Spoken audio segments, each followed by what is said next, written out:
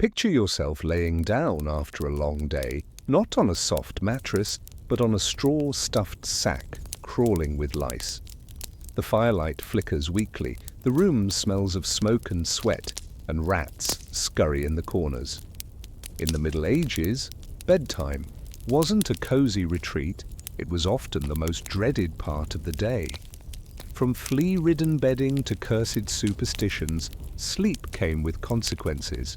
Tonight, we journey back to a time when sleep was dangerous, uncomfortable, and full of medieval oddities. Discover why nights in castles and cottages alike were anything but restful. So tuck yourself in, sleepy fellow, and let history's discomfort lull you into a much safer slumber.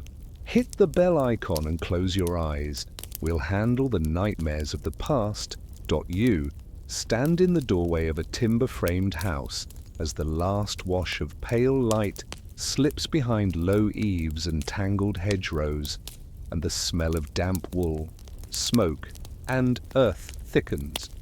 The day has been draining in the way all days in the countryside are, measured not so much by hours as by tasks completed, turning the soil, mending a fence, fetching water, sweeping the floor of trampled chaff, saving a rag of linen from fray. You know, as everyone knows, that the day is a tunnel whose far end is not rest so much as a set of obligations that must be completed before darkness settles fully. The curfew bell will strike soon. You listen without trying to listen, because its rhythm organizes your evening choices. You do not decide when to stop.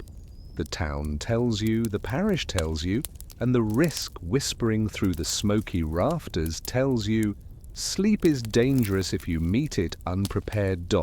Before any bell, you have to coax the hearth towards safety. The fire has been the quiet, temperamental heart of this house all day, turning grain into porridge, flax oil into dim light, water into comfort. It is not a casual flame. Sparks from wet kindling ride up toward the thatch above, and you have pressed the soot-blackened trivet to a safer angle more than once. You know the catastrophic speed with which a single careless ember can travel. Poor houses stand shoulder to shoulder, their beams dry as tinder after years of heat. Roofs are stitched from bundles of straw and reed, pliant, organic, and utterly ready to carry a blaze the way dry grass carries wind. So the protective ritual at sunset is not superstition.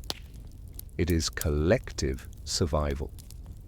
You gather ash with the iron rake and bank the fire into a muffled dome. You place a few pebbles to tent, the ash away from the reddest coals, knowing they will smolder until dawn if you judge the balance of ash and ember correctly. Too little ash, the fire may flare in the night and lick the hanging herbs or the hem of someone's blanket. Too much, and you will wake to a cold hearth and the thankless morning work of striking flint into reluctant tinder, a job that chews time and scrapes nerves. The curfew bell sounds, a blunt iron voice stepping down the valley and across the quarter, striking not just a sound, but a behavior. Its name comes from a command as physical as it is moral: cover the fire. By this hour, doors should be latched, shutters pushed in, and any candle whose flame is not strictly necessary, pinched out. In places where houses crowd along narrow streets, paved with filth and straw, the sound is a stern reminder that the community's edges are porous and its houses flammable. It is also a permission slip to stop certain kinds of work and begin others. If you are a householder, you count heads and hands, inventory little tasks like a steersman checking ropes before a night crossing. If you serve in someone else's house, you smooth the crumpled bedding and test the latch where the wind slips. If you are a child old enough to help, you carry the water dipper to the corner where a leather bucket waits in case of alarm. Nothing about this feels optional. Night is a public problem as much as a private one. You move through the evening with practiced slowness. Hanging near the hearth is the tinderbox, a small, lidded container that keeps dry shavings, charcloth, and a bit of tinder fungus safe from damp. It is, in its way, the backup plan for failure, a promise you hope you will not need. The better plan is embers preserved under ash, but you prepare both. You coil the lengths of tow for tomorrow's rushlight, a crude lamp made from a dried plant stalk dipped in tallow, which you will set in an iron clip.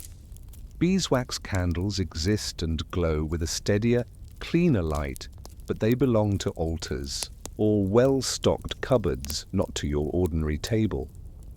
Tallow smokes and smells faintly of animal, a reminder that the last light of the day is paid for with fat rendered from a creature whose bones you have seen.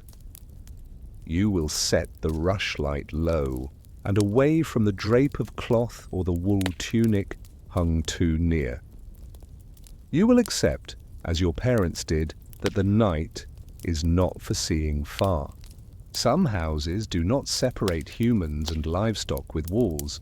Where winters are cold and wood is scarce, the longhouse is a practical compromise. Cattle at one end, people at the other, a ridge of warmth and smell shared along the middle of the floor. This too turns bedtime into a negotiation instead of an escape. Animals settle with a weighty patience of their own, hooves shifting, a soft chuff against straw. You know the advantages: warmth, a thief deterred by the risk of waking a heavy animal, easy watchfulness over what is your wealth in the truest sense. You also know the costs: damp breath, flies in the season when flies thrive, and the constant attention your mind must pay to noises that can mean both ordinary settling and slow disaster. In town, the bell at sunset is echoed by the watch taking its rounds. A man with a staff and a lantern, or sometimes several men, move along lanes listening for what should not be. Their presence is warning and comfort both. If you are caught with a visible flame where it ought not be, they will speak to you, or, worse, if you call out because you smell smoke and cannot find its source, they will come. It is a thin line of care drawn in the air across a place where nearly everything is wood, cloth, and thatch, and where water is something you haul rather than something that flows conveniently from a pipe. This is what the bell means. Do the thing that will save your neighbors as well as yourself. Cover the fire. Sleep with humility, admitting the limits of what any one family can control after dark. Inside the house, you make the bed ready with small adjustments designed to reduce nuisance, because comfort is not exactly the goal. Safety and minimal interruption are. The bedding is layered, a coarse sheet if the season allows, another sheet in households that can spare it, a straw-stuffed mattress that wants regular fluffing to avoid becoming a lumpy trap for damp, and perhaps a feather bed in wealthier rooms that must be shaken and turned. You spread a blanket dyed with whatever color the last vat provided, something soft only in comparison to the coarse plank beneath. You shake a coverlet to dislodge ash, and stray insects perform that action everyone knows by muscle memory but rarely names, freeing the bed of the grit of daily life. In a home like this, you share the bed. If not with your spouse, then with a child or a sibling, and sometimes with a guest or a servant. In an inn, it will be with strangers, but tonight, at least, the bodies next to you are known. The shared breath warms the little hollow of space you occupy. It also means that being asleep is never entirely solitary. The sigh when someone turns, the small cough, the mutter of a dream, the slow symphony of human bodies metabolizing their day. These are your night's music. You do not think of sleep as a single block of oblivion. The night has its own hours, tied to bells, most clearly in monastic houses. but in villages and towns nonetheless felt in the natural wakes. First is the early stretch after you lie down, when your muscles empty and the noise of the day dims into a thick quiet. Then often a wakefulness that arrives uninvited after midnight, when you may get up, bank the fire again, say a prayer, nurse a child, or simply sit. Others will be awake too, not all, but enough that no one thinks it strange. Then the second sleep, deeper and more private. A passage you will not remember in detail, but will feel in the warmth left behind. In this nightly rhythm, the bell's earlier command lingers like a soft hand on your shoulder. Night is not your domain.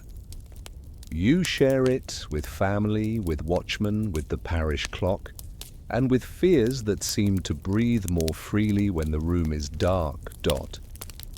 Some households set aside an object against the night beyond simple light, a charm stitched into a small bag, a sprig of an herb tucked behind a beam, a prayer written or recited with careful repetition. You do not call it magic, because that would be rash, and careless words attract scrutiny.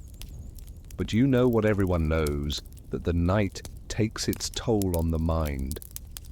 You have seen how dreams can frighten someone into suspicion against their neighbor or turn grief into an accusation whispered without cause. The long day has placements for your worries. There is bread to bake, dung to gather, a roof to repair, taxes to reckon against the year's yield. But at night, the mind can fix on a cough and make it an omen, can hear the mice and turn them into thieves, can feel a slight pressure in the chest and invent a reason for the wait. Half of living in a place like this is managing what stories the dark tells you. Half of bedtime is managing the tools those stories use: fire, fabric, breath, and belief. You rub the tallow smoke from your fingers. A small boy is already drowsing, and his head tilts in the particular way that predicts a heavier collapse, mouth open, eyelashes stuck together by the sweat of the day. You pick him up or push a pallet closer, depending on where you belong in the household. If you are a servant, you melt into the places where hands are needed. If you are the mother, you make choices that try to balance sleep with vigilance. If you are the father, you turn your thoughts to bolts and latches and rehearsed movements, the ones you practice for what might happen. A voice outside raising the alarm, a spurt of orange light beyond the shutter, the single terrifying crack of beam and flame. That means a neighbor's mistake is about to become your crisis. Shutters are closed. They do not keep out air entirely, but they keep out drafts enough to protect the small warmth you have stored.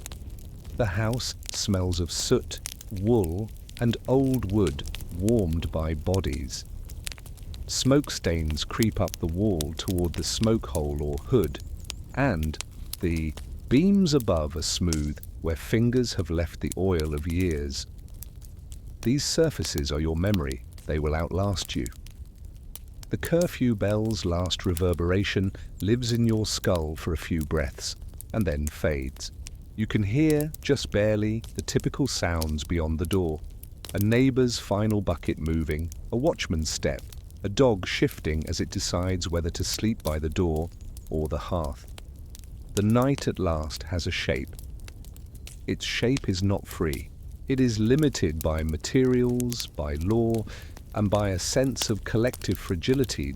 You lie down and feel the straw's familiar unevenness under the sheet. The blanket roughens your skin, and you learn once again the art of stillness required to avoid drawing itch from it. Someone next to you turns. You adjust. Sleep comes, but not as escape. Your last waking thought is practical. Will the embers last? Will you wake when you need to wake? Between these, a little space opens.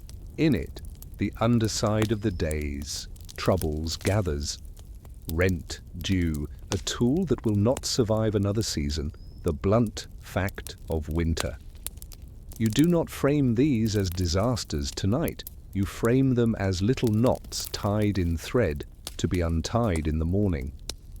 If the embers hold, you have time to untie them. If they do not, you will start with flint, steel, tinder, and patience you do not have, but will have to pretend to find.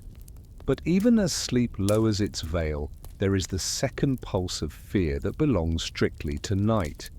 It is less majestic than fears of war or famine. It is petty and private. A spark may fly from banked ash, find a wild thread of tow, and grow while you dream of something unimportant. A half-dry log may catch where you did not expect it to, and what began as a whisper of orange may climb the drape. The watchman may pass a moment too soon to see. Your neighbor may sleep too deeply.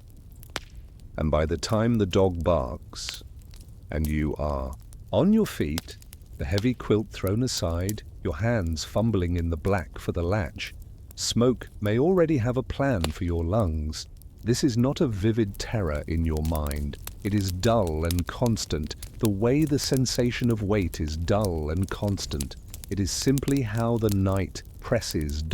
When stories are told of night, they are often about pride or temptation, about kings and saints and their visions. But this is not your night. Your night is procedural, a sequence of small tasks that look ordinary individually and together make survival more likely. You lower the rushlight with care and breathe it out. You set the iron poker where you can find it even in blackness. You remind yourself of the location of the water bucket, the little path around the stool, the raised threshold. You think of the bell again, the command embedded in its cadence, and accept that tonight, as every night, your freedom ends where your neighbor's roof begins. Sleep then on those terms. Still comma, a question stays with you as you finally drift in the quiet arithmetic of ash and ember. Where does prudence end and fear begin? And which miscalculation will greet you first in the ink of the small hours?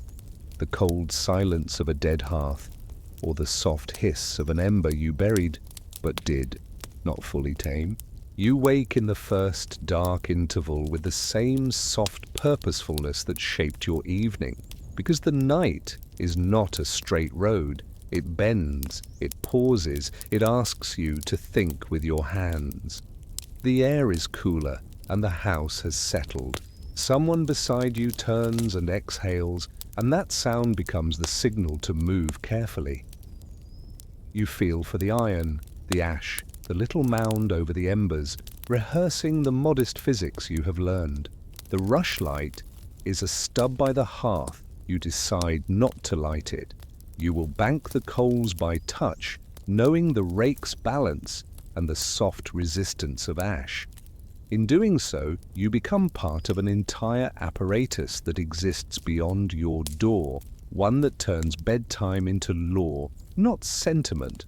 It is easy to forget how many rules are stacked invisibly over your household, that the arrangement of ash over ember is not only a habit, but a requirement pressed onto you by people you might never meet.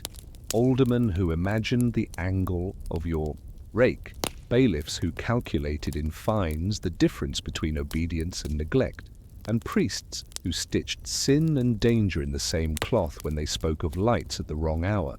The night turns your hand into a citizen. The curfew is not the same in every place, and that difference is less interesting than its sameness. Polities argue in markets and guild halls about weights, tolls, and privileges, and yet it is rare to find a town that does not assert some power over flame after dusk. The justification sounds like reason wrapped in fear. Fire is hungry, and the houses are wooden. But it is also wrapped in a different anxiety. People are hungry and poor, and the night is when mischief ignites as easily as tow. So the bell signals, two coverages at once. Cover the fire to keep flame from wandering, and cover your impulse to wander as well. A watchman feels the split in his feet. One step listens for sparks, the next for voices moving where they should not. If you think of the town as a body, then the curfew is its eyelids closing, and the watch are the nerves that do not sleep. You know this rhythm from memory that predates you.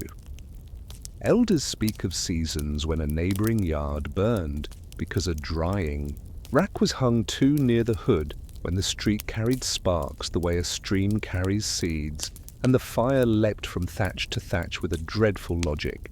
They tell of the months after, when carpenters were richer in coin and poorer in mercy, when doors were rebuilt wider to admit ladders and buckets, and when an ordinance on the town chest was pulled and read aloud, henceforth no new roofing with such and such reed upon such and such streets. Henceforth keep a vessel of water at hand. Henceforth no open lamps above a certain height. Henceforth the bell at evening will be obeyed. For as long as you have lived, these rules have been obvious the way a wall is obvious. You do not argue. With a wall you walk around it. And yet every few years some counsellor insists on copying the old words into new ink, convinced, not wrongly, that obedience lives partly in the fear that words can be enforced. Daylight reminds you how the control of fire is continuous. Bakers queue for oven rights and argue over fuel, for the communal oven will be heated and used in rotation, and no one wants to lose their day to a neighbour's delay. In the morning, you watch a sheriff's man walk the street and look at chimneys, with the oddly personal concern of someone worried about another person's throat. Is it swept? Does it smoke too much? Does the soot flare? He has the power to levy a fine or deliver a warning that feels like both insult and mercy. You live in a time when grain prices can turn a peaceful lane bitter, and when one ember can turn several blocks to cinders. Every authority figures this into their arithmetic. Rules about lamps indoors become rules about lamps near windows. Rules about lanterns become rules about pane and horn.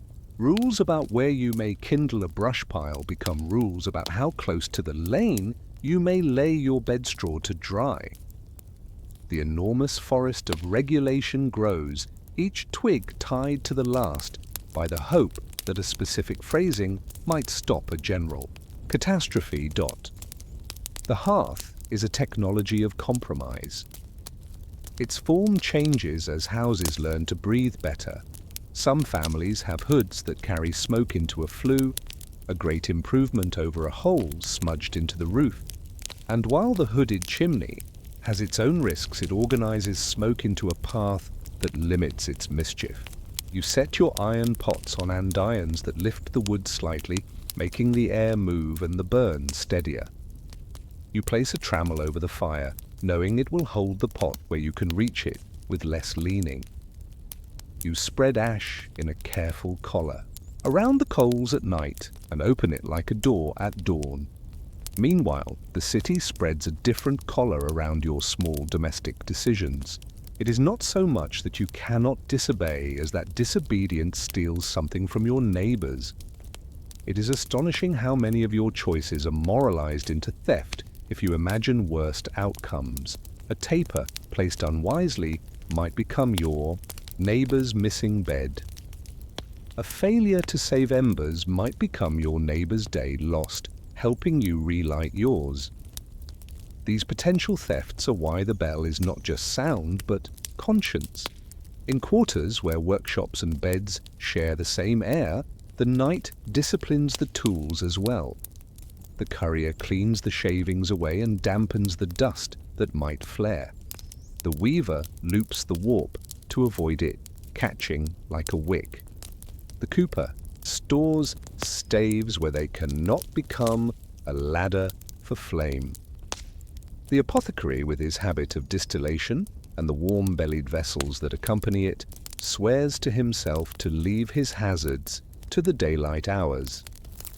You would think that the art of bedtime is the art of the bed, but it is more the art of preparing every object not to behave like a wick. The effort is tedious but precise. Above all, you are asked to think microscopically. What thread, what draft, what angle, what space invites the accident you will swear later was unforeseeable? As you move through this choreography, you are never alone because the law makes you a neighbor even when you wish to be merely yourself. You remember the last time someone was fined not for a flame but for an open door after the bell, and how the talk in the market bent for days around whether that was justice or intrusion. The accused insisted he had been airing the smoke. The magistrate insisted that darkness needed fewer opportunities, not more. It is a small quarrel when measured against war or famines that rip whole seasons from the calendar, but it is hard not to feel how these small quarrels accrete. They are the dust on the beam that tells the story of how often hands have rested there. The more the city worries, the more secure you are on some nights, and the more cramped on others. Each generation declares its own night the most dangerous night there ever was, and it may even be true as wood dries and population swells. Or perhaps danger is simply steady, and fear is the thing that swings . In the countryside, the curfew reads differently but speaks the same language. No watchman walk the hedgerows, though a reeve or a steward will count torches on certain festive nights. You have learned to respect wind more than watch. You know how fields become winter tinder when frost lifts the moisture and leaves a toothy dryness behind. You know where the sparks from the house might fly and where you lay damp straw. With a mother's protective slowness, in some places whole villages agree to clear the brush as a spring rite, acknowledging with laughter and stew what they know more gravely, that fire loves the edges where human making meets plant oblivion. The bell in such places could be a man's voice or a woman's call through the lane, or simply the habit that folds the day inward at a predictable hour. You live where every mile organizes risk differently, and yet you become the same person at night, one who builds a tiny truce with fire and hopes that the truce holds till dawn. Consider the economy that grows from this fear. Artisans who make fire screens, trivets, hooks, and andirons earn their day not simply from craft, but from the need to limit chaos. Chimney sweeps climb like cats and cough like old men before they are 30, because soot goes where lungs invite it. Carters haul timber that will become rafters thicker than the older ones, and you admire the way a roofline changes with such upgrades. More weight at the top, but less chance that a single spark can run unimpeded along decades dry reed. The merchant who sells horn for lantern panes knows that his product is not pretty but is safer than open flame. The guild that argues about quality standards for tallow insists that a certain mixture of fats will smoke less and drip less, making night marginally cleaner. Even in your sleep you rest on a lattice of other people's labor, all of it designed to make sure you wake at all. You take a kind of resigned pride in knowing the routines of bedtime that no one will ever write a poem about. You pull the bed curtain and understand why a curtain that traps warmth can also trap danger. You register the location of the dog, the bucket, the poker, the latch. You refuse the second rushlight and accept that certain tasks will wait. This is not laziness but calculation. You have learned that the night charges a fee for clarity, and that fee is often exacted with interest on the fabric you singed, the trivet you knocked, the ankle you turned on the stool you could not see. So you discipline your evenings not to exhaustion, but to enough. And you find you are not alone in that restraint. The monk in the priory has his own bell and his own discipline, and though his night is carved by prayer instead of profit, his habits edge near yours. He covers his flame as strokingly as you do, for his rules agree on what the dark and the human mind are capable of when unattended. A rumor runs that in some towns the curfew is a pretext, a velvet glove for a fist of control over who gathers, and when, and what ideas might ignite if too many people speak in one place too late. It is not that your neighbors are planning treason, but that a quarrel in a tavern can become a feud in the morning. So the magistrate who cares about flame also cares about tempers.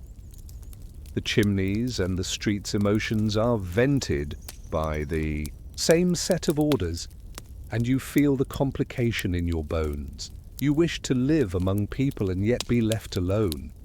You know the town must act to survive and yet resent its hand on your evening.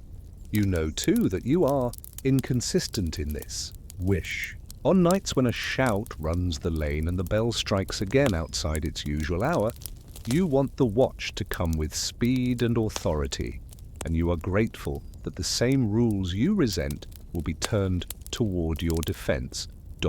What you also know is how the smallest increments make differences, and how the advice that sounds like nagging is technical wisdom in disguise. Hang the pot lower in winter. The bank holds poorly when the drafts are strong.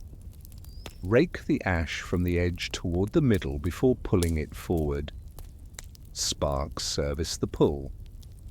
Check the rafters for feathered soot at the change of the quarter. The early sign of a leak in your attention. These are dull instructions, but they are lessons born in hard nights that became hard weeks when men stood like silhouettes against a wall of light, and the sky turned a red you never expected to see over your own door. You were a child, perhaps, when you first understood the full meaning of the curfew bell. It is not a moralizing scold. It is an old friend with a tremor in its voice.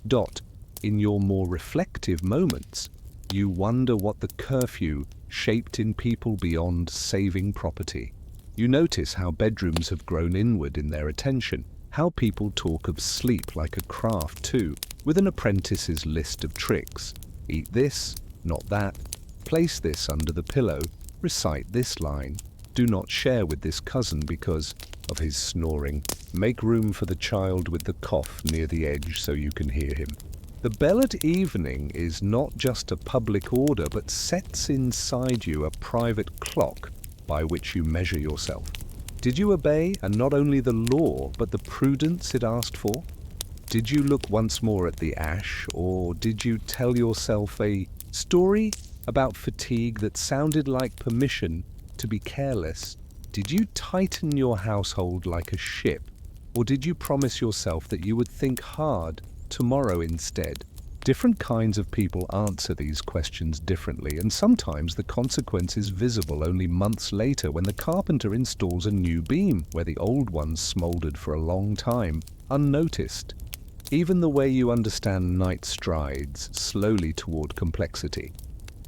Simple fear taught your grandparents to cover flame. Your mother taught you to bank embers rather than extinguish them altogether, to carry warmth from day to day instead of starting from dead flint at each dawn. A new tool makes you bolder, a new disaster makes you more timid.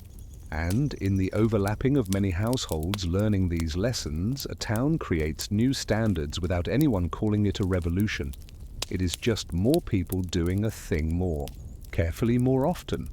Those standards, while humble, change how houses are built, where windows sit, how far apart workshops stand, how much water is stored in what corner, and how an entire community's shoulder muscles relax or tighten at the bell's sound. By the time you return to the bed from your small midnight duty, you have made 100 judgments so ingrained they do not feel like choices anymore. You slide under the blanket with the small pride of someone who has prevented an accident so ordinary that no one will ever know they were in danger. No song will be sung about the ember that stayed small under ash. You would not want one sung. Your reward is that your neighbor will not stand in the lane tomorrow with soot in his hair and grief in his mouth. It is a modest prize. It is the prize to which all of night's architecture is dedicated, and your hand has taken its place in that old communal design. As your breath settles into the second sleep's cadence, you let one thought linger, where dreams begin. For all the rules, for all the measures and the bells and the watch, is there anything in our management of the night that changes the way the dark moves in the mind? Or does the curfew only wall off flames while leaving the inner embers of worry to glow unchecked until morning? Morning spreads across the lintel like a gentle argument, persuading your eyes to open by degrees. You wake to what you hoped to find, a hearth whose ash rises in a small grey hill over the coals, a room that smells of smoke the way a barn smells of hay, not the hot, acrid howl of a fire gone wrong. You sift the ash back with the iron and watch the embers redden obediently. Somewhere outside, the last syllables of the dawn bell dissolve into the air, and in that vein of sound you feel the thread that ties night to day, law to habit, fear to skill.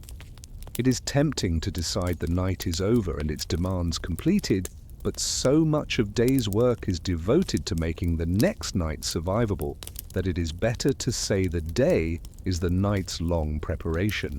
The tasks you will list, carrying water, cutting wood, sweeping soot, turning the mattress, repairing the shutter latch, are not incidental chores, but strands in a rope that you will pull at dusk again. It is in daylight that you reckon the memory of other nights and how they changed the places you live. In the town, the architecture tells a chronicle. You can still trace where an older row burned some decades back, because the spacing between houses is slightly wider, newer ward. There was a season when new roofs were tiled instead of thatched, where trade or leadership willed it, and you can pick the roof lines out like teeth in a smile that has been repaired. Someone fought for that change, someone paid for it, someone grumbled about the cost, and someone told the story of the blaze that justified it sufficiently to quiet the complaint. A rule that seems impersonal lives like this, in a story that a child hears 8 times before they are 10, in a choice of material a mason makes on a wet spring day, in a line a scribe adds to a register with a hand gone tired before noon. The curfew bell is the sound bone of that rule, and these slimmer lines in the wood and tile are its flesh. The material of night changes slowly. Somewhere, a family has a new fireplace, narrower and deeper than the wide hearths of earlier generations, with a hood that tugs the smoke upward with a controlling insistence. It promises less stray ember and less soot, and it asks for different habits too, different andirons, different pokers, different ways to set pots.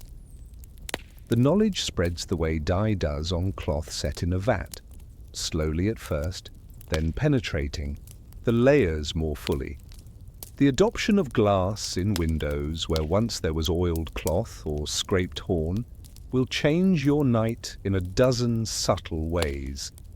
A different sound to rain, a different draft, a different way candlelight spills onto the street and invites inspection or error. Even the beds become their own small technologies, with ropes tightened beneath the mattress in households that can afford it, preventing slippage and sag, and, in their unintended kindness, keeping a candle from rolling where it might smear hot fat onto a sheet. You sense the collectivity of this progress and its limits. Not all improvements are shared at the same speed or at all. Wealth buys some relief from danger. Tiled roofs, better lamps, wider hearths, a servant whose job is to go to the bed last and rise first, to coax embers. But no one can buy immunity from wind, or from the way fire thrives on chance and neglect. You hear stories, a merchant's fine house in the heart of a market town, that burned quietly for hours in the paneling before it bloomed through. A village where a stable torch fell and ate an entire summer's work in under an hour. A priory where an altar candle's warmth cracked a pane and the draught took the wick and taught the sacrist what humility is. Those stories are the stern elders in your day. They talk you through fatigue and vanity. They tell you the modesty of bedtime is democratic after all. In quieter corners, you think about the law's other aim, about how the curfew also becomes a stitching around social behavior. It does more than limit flame. It corrals the kinds of nights people can have.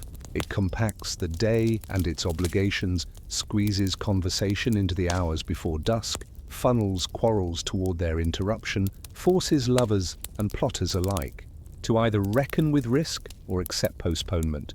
You can resent this organizing force and still see its civic logic. In a world where the night cannot be lit easily or cheaply, nearly every late gathering is expensive and potentially hazardous. The bell is less a tyrant than a treasurer, tallying the costs you would rather not consider. It trains you to think in budgets of fuel, of tallow, of patience, of sleep. And yet, you will admit that the bell also inherits and broadcasts a wider program of discipline, one that flows through monasteries as much as through markets. The canonical hours, matins, lauds, prime, and their siblings carve the night and day into repeating compartments of meaning. And even if you live far from a priory, you absorb their cadence. It gets inside your habits, timing tasks, measuring, pauses, anchoring a dozen tiny ceremonies of the day in their proper niches. The night sits inside that arrangement as an interval of demanded modesty, and you obey without deciding to obey. This is perhaps the deepest change that bedtime as law accomplishes. It transforms fear into rhythm, and rhythm into identity.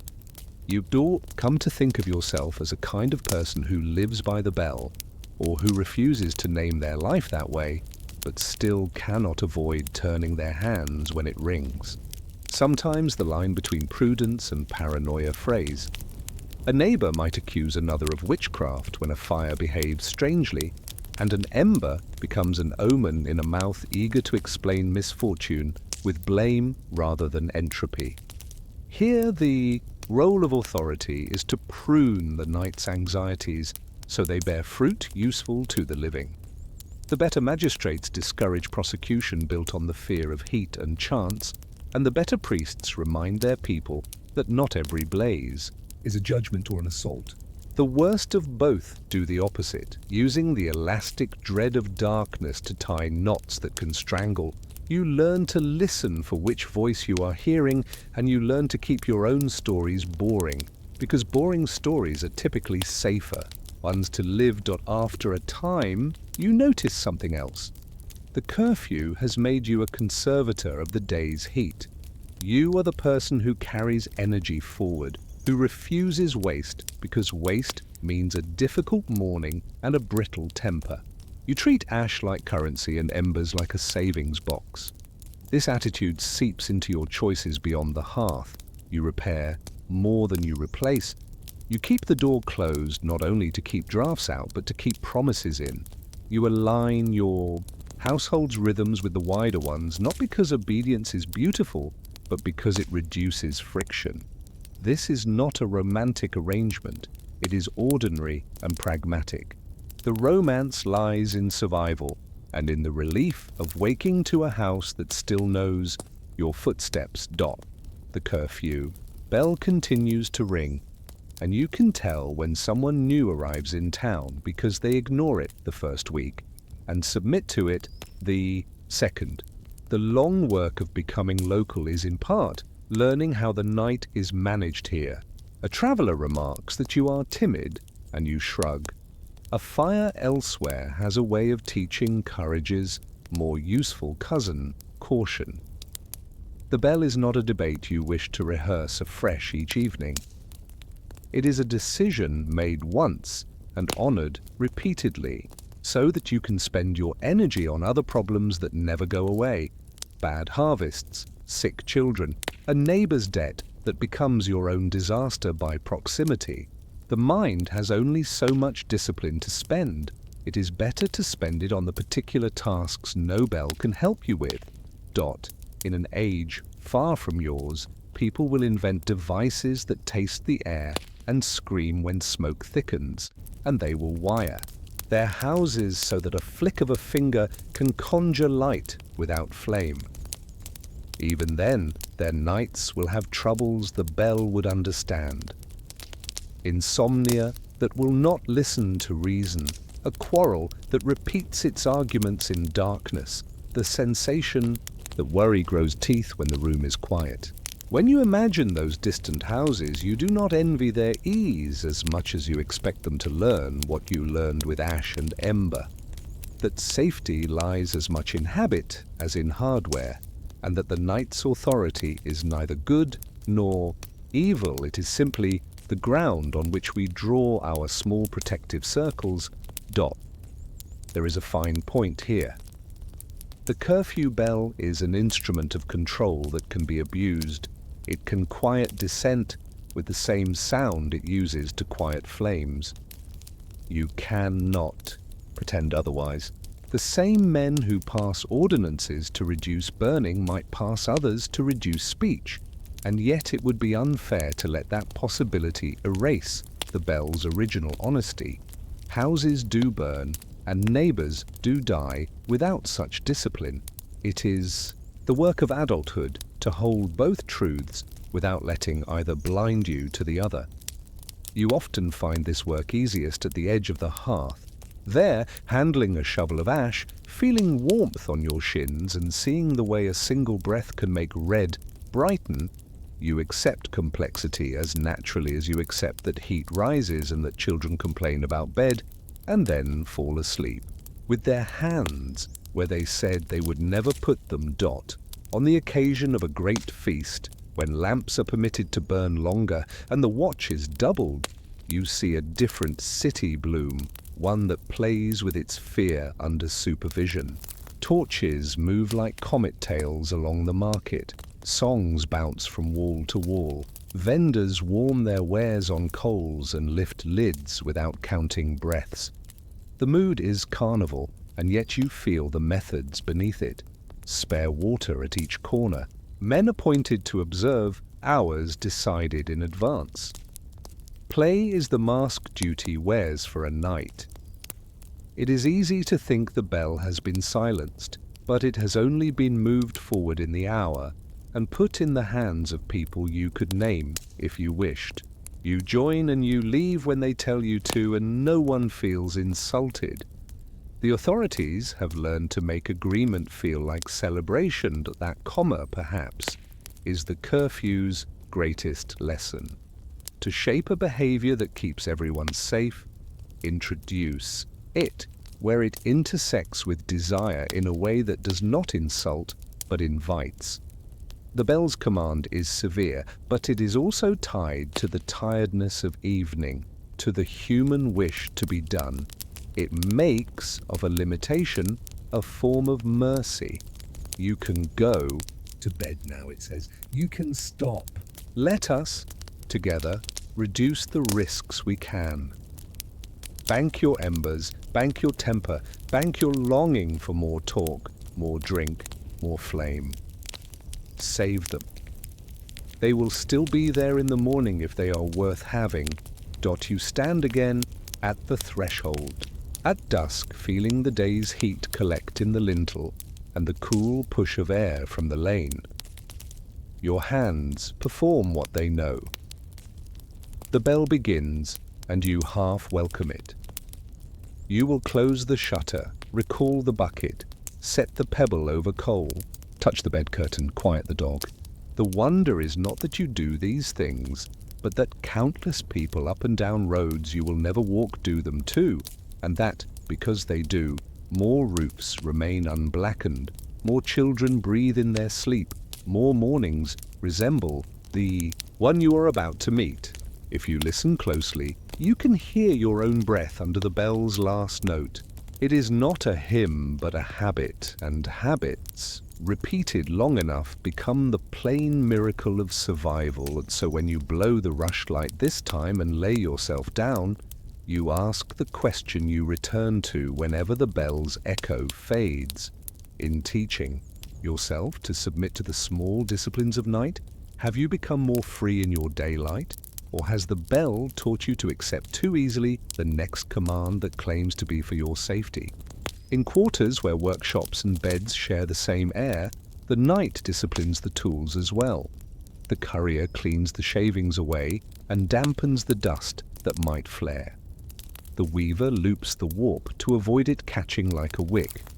The cooper stores staves where they cannot become a ladder for flame.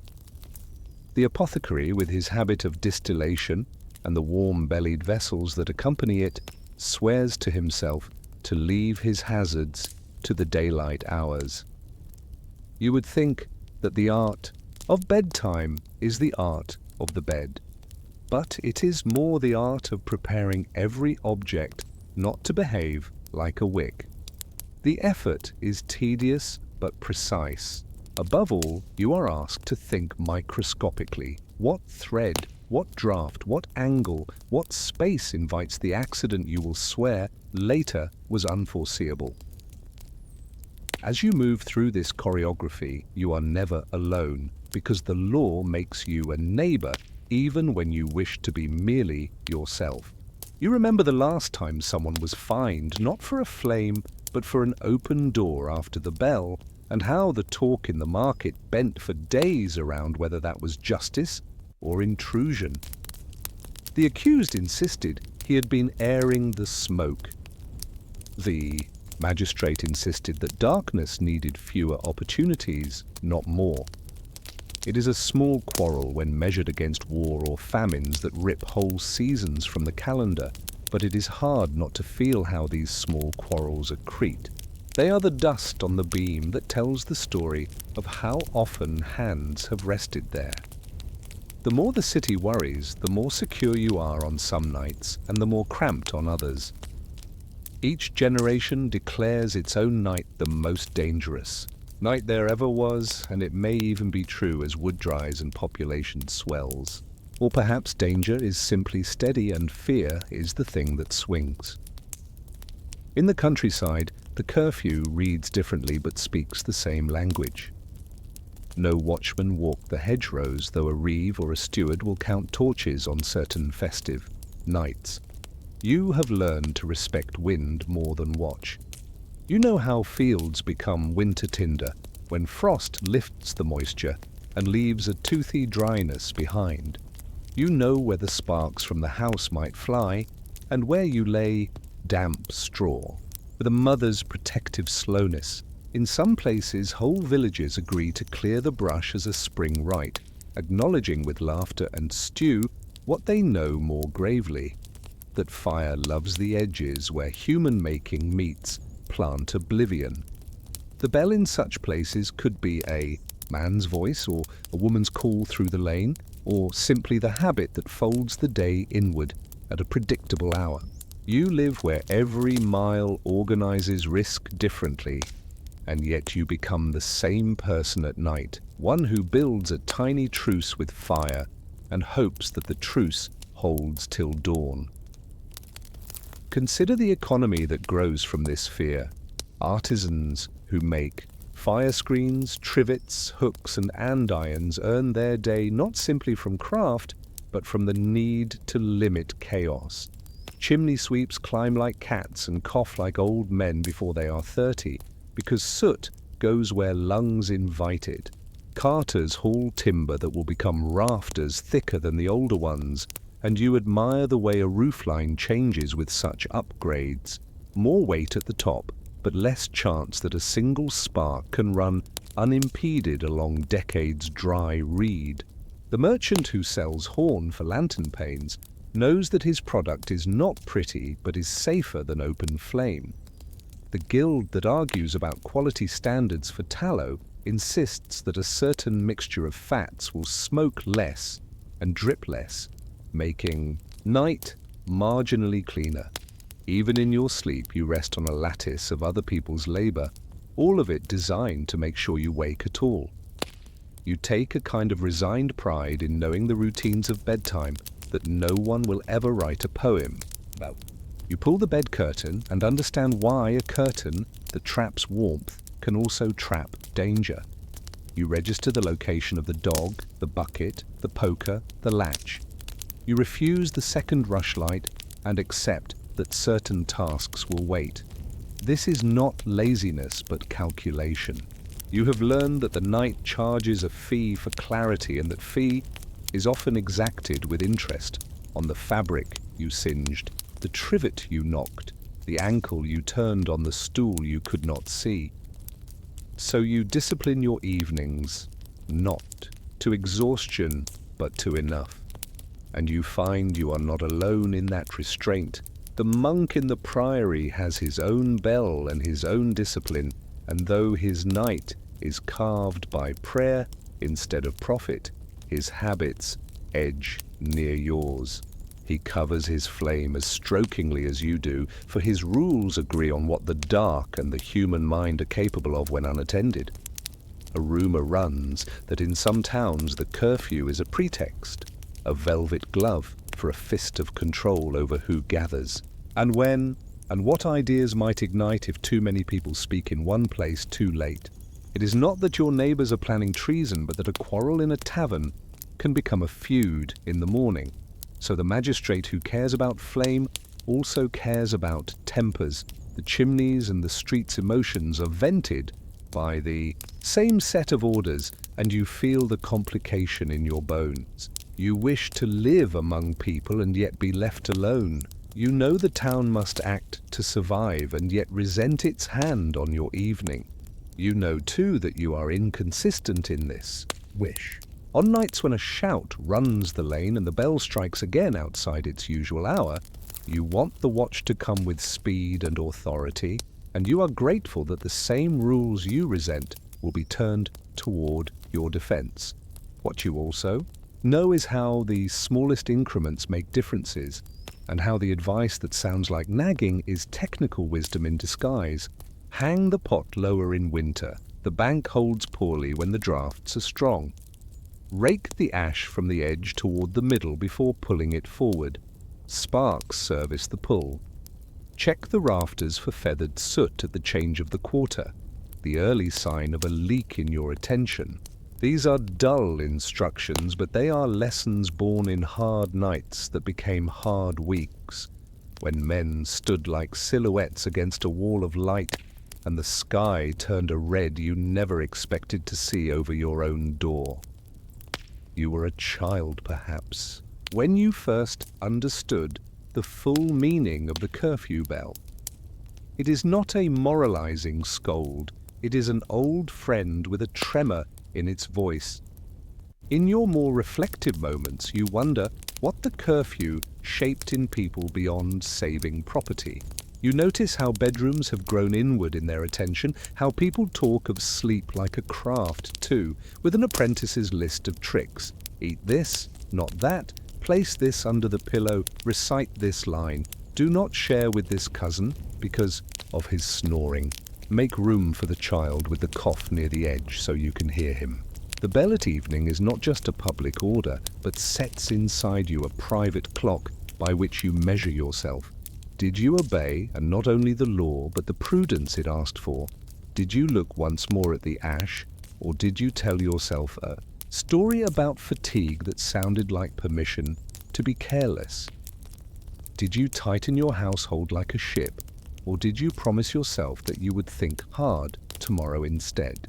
Different kinds of people answer these questions differently, and sometimes the consequence is visible only months later when the carpenter installs a new beam where the old one smoldered for a long time, unnoticed. Even the way you understand night strides slowly toward complexity. Simple fear taught your grandparents to cover flame. Your mother taught you to bank embers rather than extinguish them altogether, to carry warmth from day to day instead of starting from dead flint at each dawn. A new tool makes you bolder. A new disaster makes you more timid. And in the overlapping of many households learning these lessons, a town creates new standards without anyone calling it a revolution. It is just more people doing a thing more, carefully more often.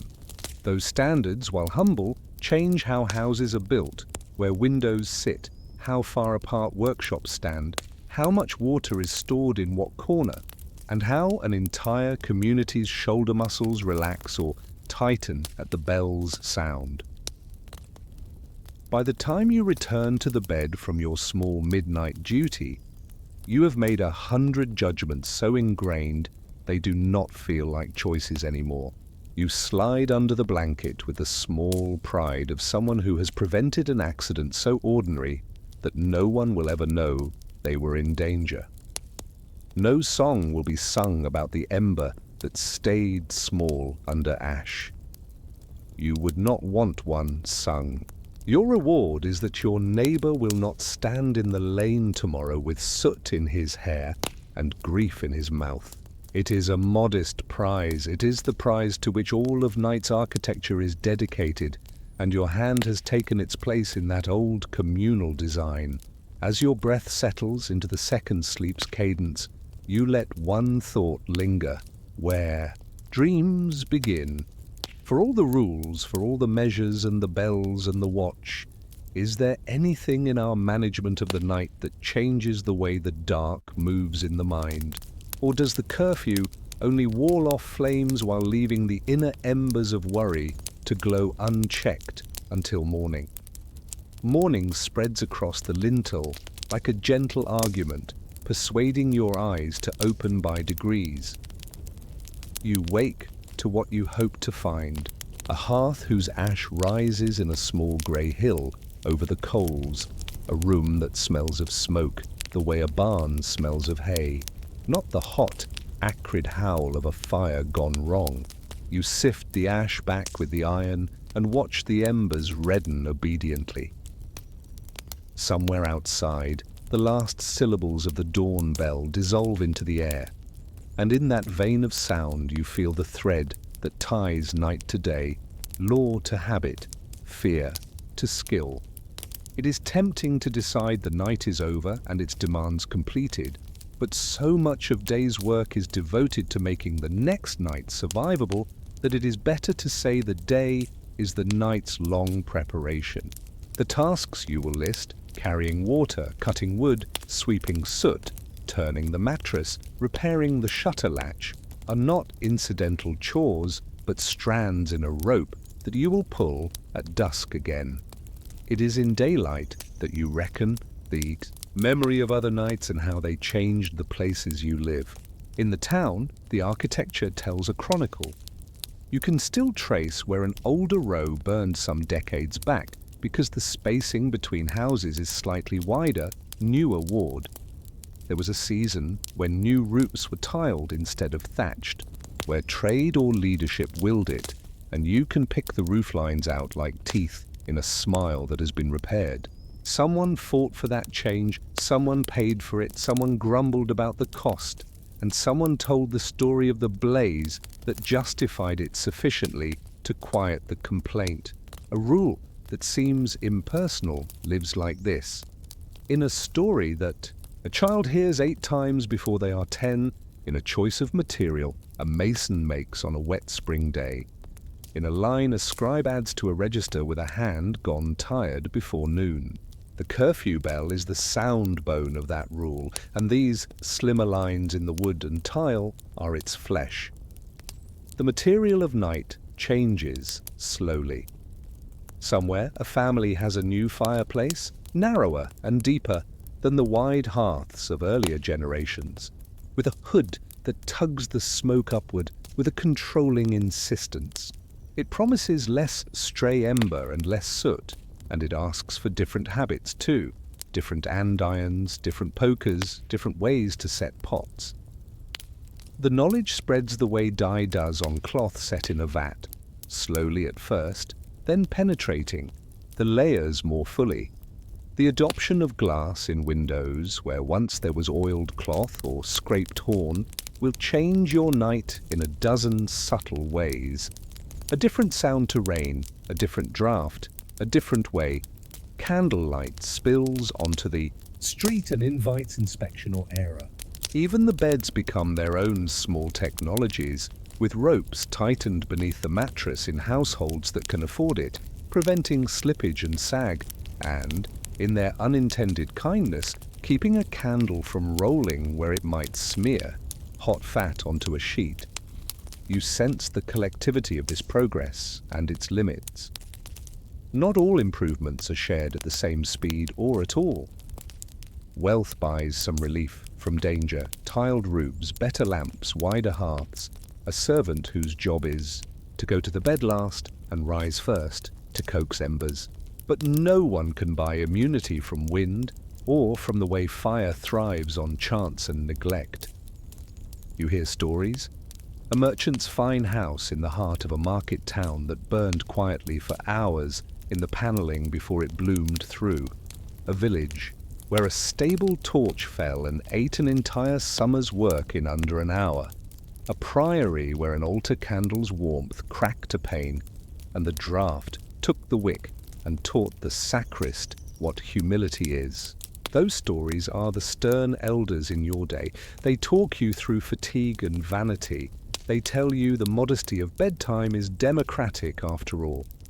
In quieter corners, you think about the law's other aim, about how the curfew also becomes a stitching around social behavior. It does more than limit flame. It corrals the kinds of nights people can have. It compacts the day and its obligations, squeezes conversation into the hours before dusk, funnels quarrels toward their interruption, forces lovers and plotters alike to either reckon with risk or accept postponement.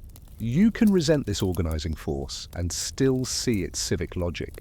In a world where the night cannot be lit easily or cheaply, nearly every late gathering is expensive and potentially hazardous. The bell is less a tyrant than a treasurer, tallying the costs you would rather not consider. It trains you to think in budgets of fuel, of tallow, of patience, of sleep. And yet, you will admit that the bell also inherits and broadcasts a wider program of discipline, one that flows through monasteries as much as through markets. The canonical hours, matins, lauds, prime, and their siblings carve the night and day into repeating compartments of meaning, and even if you live far from a priory, you absorb their cadence. It gets inside your habits, timing tasks, measuring, pauses, anchoring a dozen tiny ceremonies of the day in their proper niches. The night sits inside that arrangement as an interval of demanded modesty, and you obey without deciding to obey. This is perhaps the deepest change that bedtime as law accomplishes. It transforms fear into rhythm and rhythm into identity. You come to think of yourself as a kind of person who lives by the bell or who refuses to name their life that way, but still cannot avoid turning their hands when it rings. Sometimes the line between prudence and paranoia frays. A neighbor might accuse another of witchcraft when a fire behaves strangely, and an ember becomes an omen in a mouth eager to explain misfortune with blame rather than entropy. Here the role of authority is to prune the night's anxieties so they bear fruit useful to the living. The better magistrates discourage prosecution built on the fear of heat and chance, and the better priests remind their people that not every blaze is a judgment or an assault.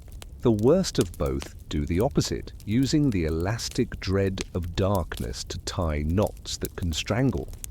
You learn to listen for which voice you are hearing, and you learn to keep your own stories boring, because boring stories are typically safer ones to live. After a time, you notice something else. The curfew has made you a conservator of the day's heat. You are the person who carries energy forward, who refuses waste, because waste means a difficult morning and a brittle temper. You treat ash like currency and embers like a savings box. This attitude seeps into your choices beyond the hearth. You repair more than you replace. You keep the door closed not only to keep drafts out, but to keep promises in. You align your household's rhythms with the wider ones, not because obedience is beautiful, but because it reduces friction. This is not a romantic arrangement. It is ordinary and pragmatic. The romance lies in survival and in the relief of waking to a house that still knows your footsteps. The curfew bell continues to ring, and you can tell when someone new arrives in town because they ignore it the first week and submit to it the second. The long work of becoming local is, in part, learning how the night is managed here. A traveler remarks that you are timid, and you shrug. A fire elsewhere has a way of teaching courage's more useful cousin, caution. The bell is not a debate you wish to rehearse afresh each evening. It is a decision made once and honored repeatedly, so that you can spend your energy on other problems that never go away. Bad harvests, sick children, a neighbor's debt that becomes your own disaster by proximity. The mind has only so much discipline to spend. It is better to spend it on the particular tasks no bell can help you with. In an age far from yours, people will invent devices that taste the air and scream when smoke thickens, and they will wire their houses so that a flick of a finger can conjure light without flame. Even then, their nights will have troubles the bell would understand, insomnia that will not listen to reason, a quarrel that repeats its arguments in darkness, the sensation that worry grows teeth when the room is quiet. When you imagine those distant houses, you do not envy their ease as much as you expect them to learn what you learned with ash and ember, that safety lies as much in habit as in hardware, and that the night's authority is neither good nor evil. It is simply the ground on which we draw our small protective circles. There is a fine point here. The curfew bell is an instrument of control that can be abused. It can quiet dissent with the same sound it uses to quiet flames. You cannot pretend otherwise. The same men who pass ordinances to reduce burning might pass others to reduce speech. And yet it would be unfair to let that possibility erase the bell's original honesty. Houses do burn, and neighbors do die without such discipline. It is the work of adulthood to hold both truths without letting either blind you to the other. You often find this work easiest at the edge of the hearth. There, handling a shovel of ash, feeling warmth on your shins, and seeing the way a single breath can make red brighten. You accept complexity as naturally as you accept that heat rises and that children complain about bed, and then fall asleep, with their hands where they said they would never put them. On the occasion of a great feast, when lamps are permitted to burn longer and the watch is doubled, you see a different city bloom, one that plays with its fear under supervision. Torches move like comet tails along the market. Songs bounce from wall to wall. Vendors warm their wares on coals and lift lids without counting breaths. The mood is carnival, and yet you feel the methods beneath it. Spare water at each corner. Men appointed to observe, hours decided in advance. Play is the mask duty wears for a night. It is easy to think the bell has been silenced, but it has only been moved forward in the hour and put in the hands of people you could name if you wished. You join and you leave when they tell you to, and no one feels insulted. The authorities have learned to make agreement feel like celebration. That, perhaps, is the curfew's greatest lesson.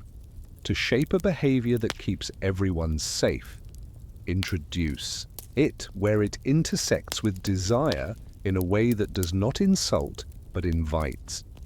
The bell's command is severe, but it is also tied to the tiredness of evening, to the human wish to be done. It makes of a limitation a form of mercy. You can go to bed now, it says. You can stop. Let us, together, reduce the risks we can. Bank your embers, Bank your temper. Bank your longing for more talk, more drink, more flame. Save them. They will still be there in the morning if they are worth having. You stand again at the threshold, at dusk, feeling the day's heat collect in the lintel and the cool push of air from the lane. Your hands perform what they know. The bell begins, and you half welcome it. You will close the shutter, recall the bucket, set the pebble over coal, touch the bed curtain, quiet the dog. The wonder is not that you do these things, but that countless people up and down roads you will never walk do them too, and that because they do, more roofs remain unblackened, more children breathe in their sleep, more mornings resemble the one you are about to meet. If you listen closely, you can hear your own breath under the bell's last note. It is not a hymn, but a habit, and habits, repeated long enough, become the plain miracle of survival. So when you blow the rushlight this time and lay yourself down, you ask the question you return to whenever the bell's echo fades.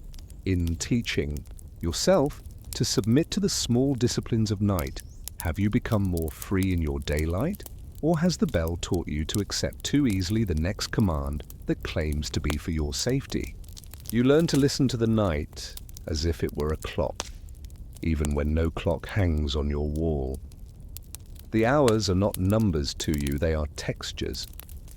The first part of the night is the slow spill of tiredness down your body like a blanket being lowered. The middle is thinner, a cool hour when your thoughts stand up quietly and look around. The last part is denser and darker, closer to a cave than a room, and you travel through it with a confidence born not of light, but of habit. This is how you sleep when sleep is a craft the whole village knows, not a single plunge into oblivion, but a river with a sandbank in the middle. You lie down early because the day has told you to. Work has turned your limbs into agreeable weight. First sleep takes you like a reliable cart horse, pulling you over rutted ground you barely notice. Then, often as not, there is a waking, soft as a hand on your shoulder, and it seems as if the house itself has risen to a half kneel beside you. You do not panic at this pause. You expect it. The first waking has uses, and you were taught them as if they were the letters of your name. You bank the coals, adjust a blanket, and sit on the edge of the bed to let your heartbeat climb down from whatever hill it had decided to climb. Your mind is most delicate in this interlude, like wax, warmed but not yet melted. Some households leave a rushlight burning so low you can barely see it without cupping your hand, a thin assurance against the jolt of absolute dark. Others prefer full black, trusting their memory of the route from bed to hearth and back. Children wake and do not understand why. You hush them with confidence. It is not wrong to be awake in the middle of the night. It is simply one of the things nights do. You were a child once too, and you remember how fear learned to share a room with patience. You learned that the small hours have tools that daylight does not. Quiet for prayer, privacy for conversation, a pause in which the brain climbs out of its thrashing and considers. If you live within earshot of a monastery, your midnight pause is braided with voices that are not yours. The monks rise when the bell tells them, and their bell divides the dark like a comb through wool. They go to the church by the night stairs in a murmuring file, brushing sleep from shoulders and sleeves, and their breathing organizes itself around words they have said so many times that the syllables approach silence. You might have visited once and seen how the dormitory makes a community of sleep, rows of pallets, the hem of a habit smoothed flat by a hand that cannot not smooth it. The night office teaches you something about the way a society can carve the dark into obedience. Matins or vigil prayers turn the fear of the unseen into the certainty of recited lines. Lords waits at dawn like a cool stone at the lip of a well. Even if you never stand in that choir, you sense the rhythm beyond your door, and it stabilizes your own rhythm more than you admit. The monk's night is not your night, not exactly. You have barley to worry about and pigs and bills. They have psalms and the problem of distraction. But the monks live close to your mind in one particular way. They are practiced at being awake when the body wishes to sleep. Their rules anticipate your private experience. A brother nods, and the hebdomadarian, this week's appointed tender of order, shifts his voice a little to gather the flock back under the words. He coughs a cough that is not a cough, but a call. The lamps in the choir tilt their yellow edges against stone, and the stone answers the way stone does by holding warmth and sending it away without favor. You imagine this when you sit at home with your feet on the cold boards, the quiet so fragile that a mouse nibbling at grain husks sounds. Like paragraph breaks in a long text, between the first sleep and the second, people do their private things. They talk in low voices, careful not to wake those who sleep without a middle. They touch each other if they are married and if they are kind. They add a log and are careful, as if they were pouring a thought into the coals, not wood. They pray. Prayer in this hour is not dramatic. It is the practical kind that lives between the skin and the linen, for help with a debt, for a cough to loosen, for the child to carry a fever rather than be carried by it. Some men go out quietly to check animals. You have known the kind of danger that hides in early morning hooves. Some women stitch, their fingers remembering what the eyes do not see. Some people simply sit and think thoughts that are clearer now than in the headache of afternoon. It is the hour when stubborn problems sometimes shift under your gaze, like a beam settling at last into a notch where it should have always rested. Dreams frame this period in a way that is older than the memory of anyone you know. A dream steiner. The first sleep feels different from a dream in the second, and you learn to say so when you tell it to a friend, not because you are a philosopher, but because your body has taught you the difference. In that first stretch, dreams tend to be thick and quick to evaporate like fog burned away by the sun.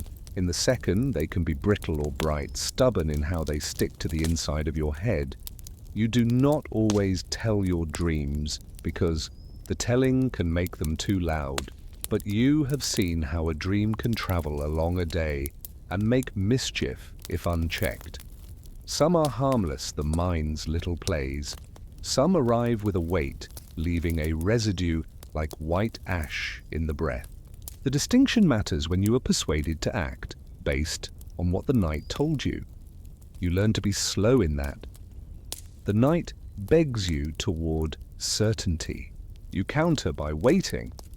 When people talk about the old habit of 2 sleeps, they say it with the ease of those who assume normalcy. A man says, "I woke in the middle again," and no one asks him why. It is the same as saying, "I ate at noon." You fit obligations into the pause where you can. A mother wakes to nurse or to check the soft spot at the base of a child's throat where the warmth tells her what the fever will not. A father uses the hour to repair a strap or to think through the hardest arithmetic of the year's rent. A boy sits up from a dream and decides in that moment to be different tomorrow.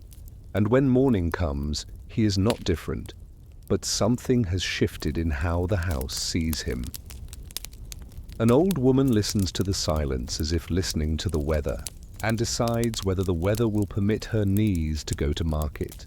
It is a democracy of wakefulness, no one superior in their use of it, everyone bound by the same gentle compulsion to return to the second sleep when the hour passes. The monastic hours shadow this ordinary habit with a discipline that can look severe but feels in its way like tenderness toward human weakness. The rule does not assume that night is simple. It assumes the opposite, that people are porous in the dark, that prayer is a kind of architecture you can erect inside your mind to survive the draft. The hours are not all in the night, of course. Prime, terce, sext, and none live in the daylight, like stepping stones across a day of tasks. But the night offices teach you how to make meaning out of interruption. When a bell rings at a time when the rest of the world is barely conscious, it declares that the dark is not exempt from order. You do not need to be a monk to adopt a thin version of that claim. Your own little habits, kneeling briefly at the bed's edge, checking the coal, whispering a name, are your private liturgy. There are dangers in night consciousness, and everyone knows them, even if they cannot say them without embarrassment. The mind offers pictures you would never choose, and the body reacts in ways it does not ask for permission to do. Manuals exist that tell confessors how to listen when someone speaks of the night and its indiscretions. The line between a passing thought and a settled will grows perilously thin when sleep will not come and silence makes a stage. A superstition or two bloom where certainties collapse. A person who would laugh at the idea of a bad spirit in daytime might turn a sprig of herb 3 times in the dark, because what does it cost to try? And yet the same hours invite a cleanness of self-observation you cannot find in day. You catch yourself in the act of being bitter and decide to set the bitter aside. You realize how many of your quarrels are warmed by the same kind of ember you just banked. The second sleep, when it arrives, carries these small decisions into the body. Your house shares in a social understanding of the night that reaches across villages and cities. There is a time for being seen and a time for being unseen. The curfew, which you have learned to obey, draws a public line. The 2 sleeps draw a private one. The first break is the seam between visibility and invisibility. Between sleeps, a man can be in his own kitchen with his thoughts, as if at sea, free from the gaze of anyone who has ideas about what he should think. This can be good for him. It can also be bad. Solitude sharpens whatever knife you bring to it. If you bring resentment, it will cut more keenly by morning. If you bring charity, it may be ready to work by dawn. The difference is not visible on your skin, but it can be heard in your voice in the day. And that is how a household detects whether the night was a friend or a thief. You press your palm to the mattress and feel how the straw gives. The body leaves its map on bedding, the dip where a hip rested, the crease where a knee lay. The body also leaves its imprint on the night. Waking in the middle rearranges your time in a way that daytime rarely does. In that hour, you can correct a day that went wrong or set yourself up for a gentler morning. You can drink a little water and find out whether thirst was the complaint you were mishearing as worry. You can coax the embers and decide that thrift is more satisfying than victory, because keeping a coal alive is a victory without glory that buys you 30 minutes at dawn you will be grateful to have. You can even pray out of sheer boredom and find, to your surprise, that the words are less about God and more about a way of ordering your hands around the day you will pick up again. People teach each other how to think about dreams, if not with sophistication, then with a narrow kind of skepticism that works well enough. They say, do not act on it the first day. They say, if the same dream returns, bring it to someone older than you. They say, if it flatters you, distrust it. They say, if it frightens you, ask whether you ate something dangerous. They say, if it comforts you, hold it lightly. This folk theology does not need a book. It needs a grandmother. The monastic version is gentler but equally wary. The night is a place where the mind becomes a lantern with its own wick and fuel, and you do not know which fuel it is burning. You treat its light like moonlight, useful, lovely even, but insufficient for binding contracts or making long vows. You promise yourself to revisit decisions in the morning when the world is less theatrical. The second sleep takes you in a more honest way. The body, having had its say in the wakeful interlude, goes deeper with less guilt. You fall into something that feels more like healing than like surrender. The house becomes quieter than quiet. If anyone wakes in this second darkness, they do not get up. They adjust. You have learned to do this without a thought, the way a boat adjusts to the tide. The second sleep is where the dreams with teeth sometimes live. Dreams with order, dreams with a beginning and end, dreams that arrive with the calm of an official. You keep your negotiations with those dream officials brief. You note their presence and their demands, and you nod as if to a travelling magistrate who only wants to be acknowledged in the street. Then you let the dream pass you by. As dawn feels its way along the edge of the shutter, the second sleep gives you back, and the return is more thankful than it seems. You feel no triumph. Sleep is not a battle you win. It is more like a harvest. You scattered yourself and you pick yourself up again, hopeful that the winds were kind while you lay down your tools. The first waking and the second sleep give you a sense that you live inside a larger order than your own plans. It is not mystical, it is practical. The world has a pulse that your pulse fits into, and if you are wise, you fit your chores into it as well. The monks would say this differently. They would say the world is a psalm and your hours are lines within it. You say that the night is a task you learn by doing again and again until the doing becomes a hinge the day turns on. Some mornings you wonder whether these old patterns will leave you or whether you will leave them. People in town are buying better lanterns. The inn on the market square has an hourglass that keeps time for dice and deals. There is talk that some households stay up very late on purpose now because the money they make at night is worth the nap they will take after noon. You are not sure this is good or bad. You are only sure that the bell still sounds. And the moment after the bell, the moment between the two sleeps, is where you will make the real choices that shape the kind of person you will be by spring. Yet even as dawn thickens, the question remains. In that thin seam between sleeps where you are most yourself and least guarded, is the mind friend or foe, and how do you teach it night by night to be the one you can safely share a bed with? You. Let the monks be your tutors in night management, even if you never set foot in their dormitory. What they do with words and lamps, you do with household tools and thoughts. Their choir is your kitchen, their psalter, your list of tasks you rehearse in your head when your eyes are closed. Still, you are curious about their world because it makes the night into a formal space, not just an absence of sun. Imagine the call in the middle of the night, matins perhaps, and the way the dormitory stirs. They do not leap to their feet as if summoned by emergency.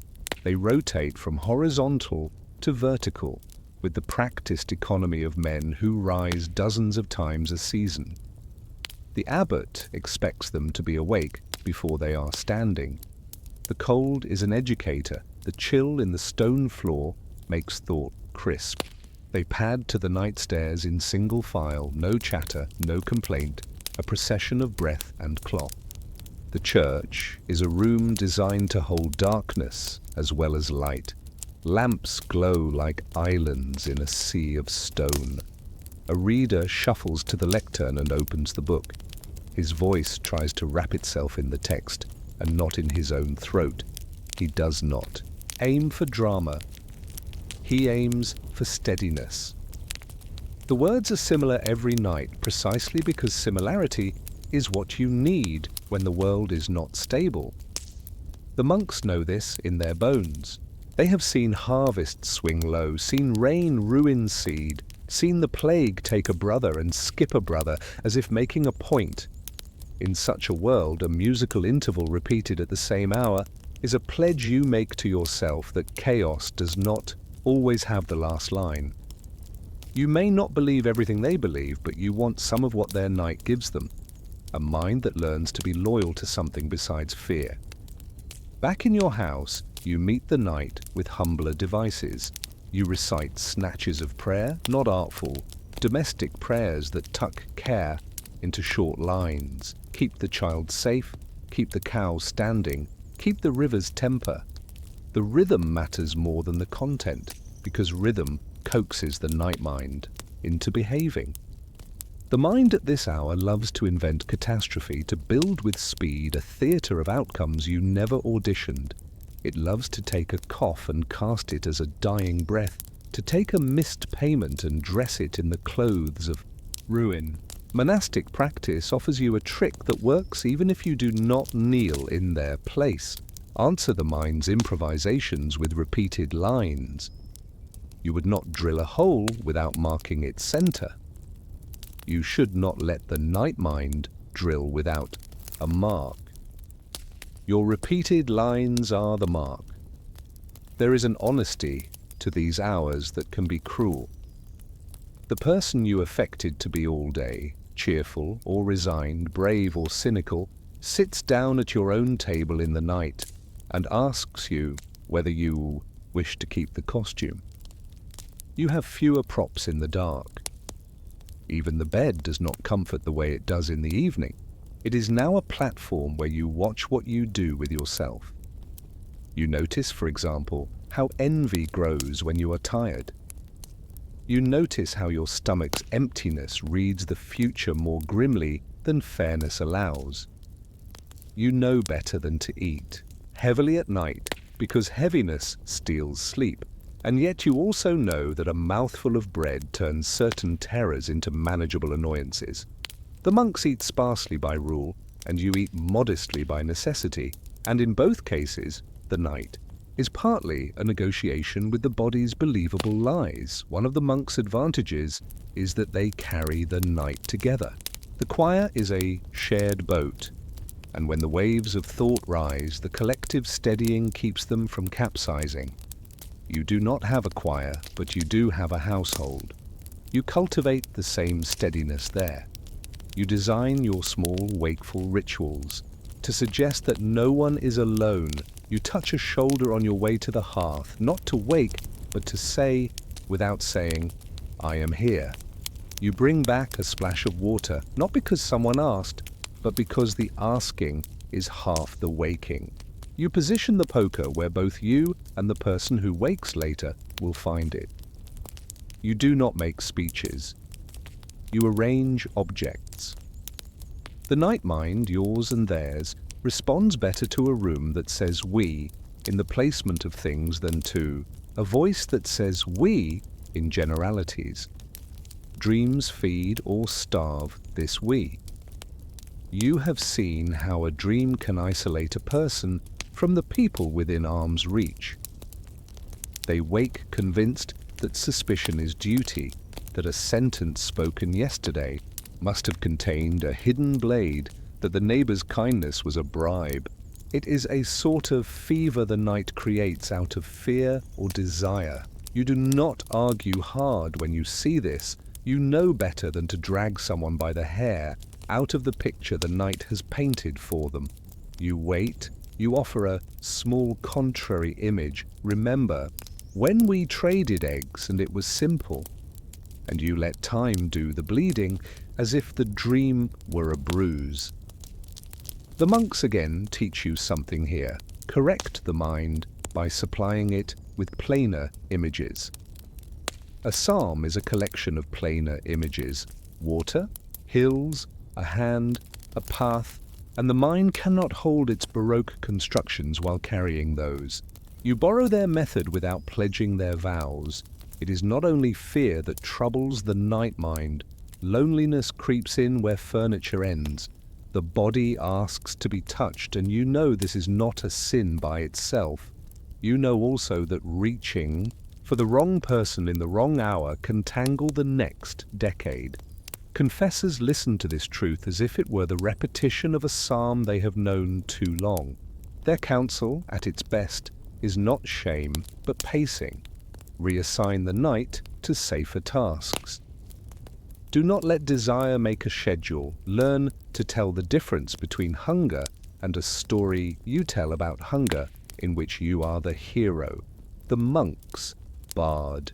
From certain kinds of touch by rule, still reach for each other in ways the rule permits, handing a cloak, speaking a name softly, when a brother grows agitated in the choir, warming a bench.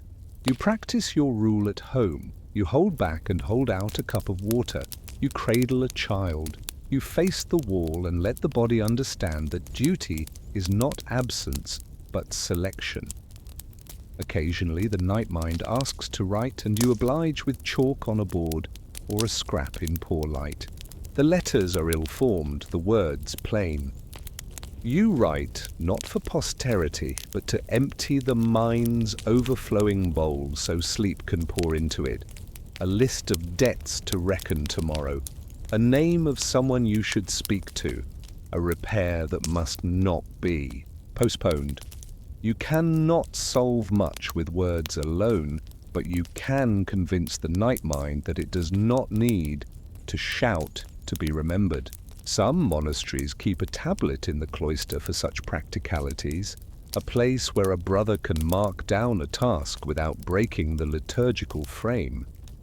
You make your own domestic cloister by placing the writing somewhere you will see after sunrise. It is a courtesy to your morning self, who will otherwise stand in the doorway and wonder what the night shouted about. There are tales of visions in these hours, and some of them are lovely, because they saved someone from despair.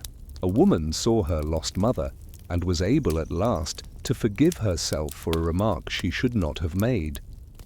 A man saw his dead brother, and stopped hating the living for failing to be him. The danger is not that such things might happen. The danger is that we learn to demand them. The monks are suspicious of spectacle, not because they disbelieve the possibility, but because they have learned what spectacle does to the ordinary. It makes the ordinary look like failure. So they prefer the slow miracle, a man who once threw words like stones now speaks as if words were loaves. You aspire to that kind of miracle, the kind made of trimmed lamps and cooled coals and softened voices in winter. You cannot talk about the night without talking about the way danger stalks both outside and inside. Outside danger is easier to point at: thieves, fire, bad weather. Inside danger is more common and more confusing: jealousy, despair, the quickening of an old hurt. The two sleeps help you see when inside danger puts on the mask of outside danger. You wake and are sure you heard a step in the yard. It is likely a fox or a figment. You breathe. You wait. You do not bolt the door a second time. You understand that overbolting the door can trap you with the wrong enemy. You bank the fire. You do not cover every light. You manage balance. The monks do this too. They practice vigilance without superstition, suspicion without slander. At least the good ones do.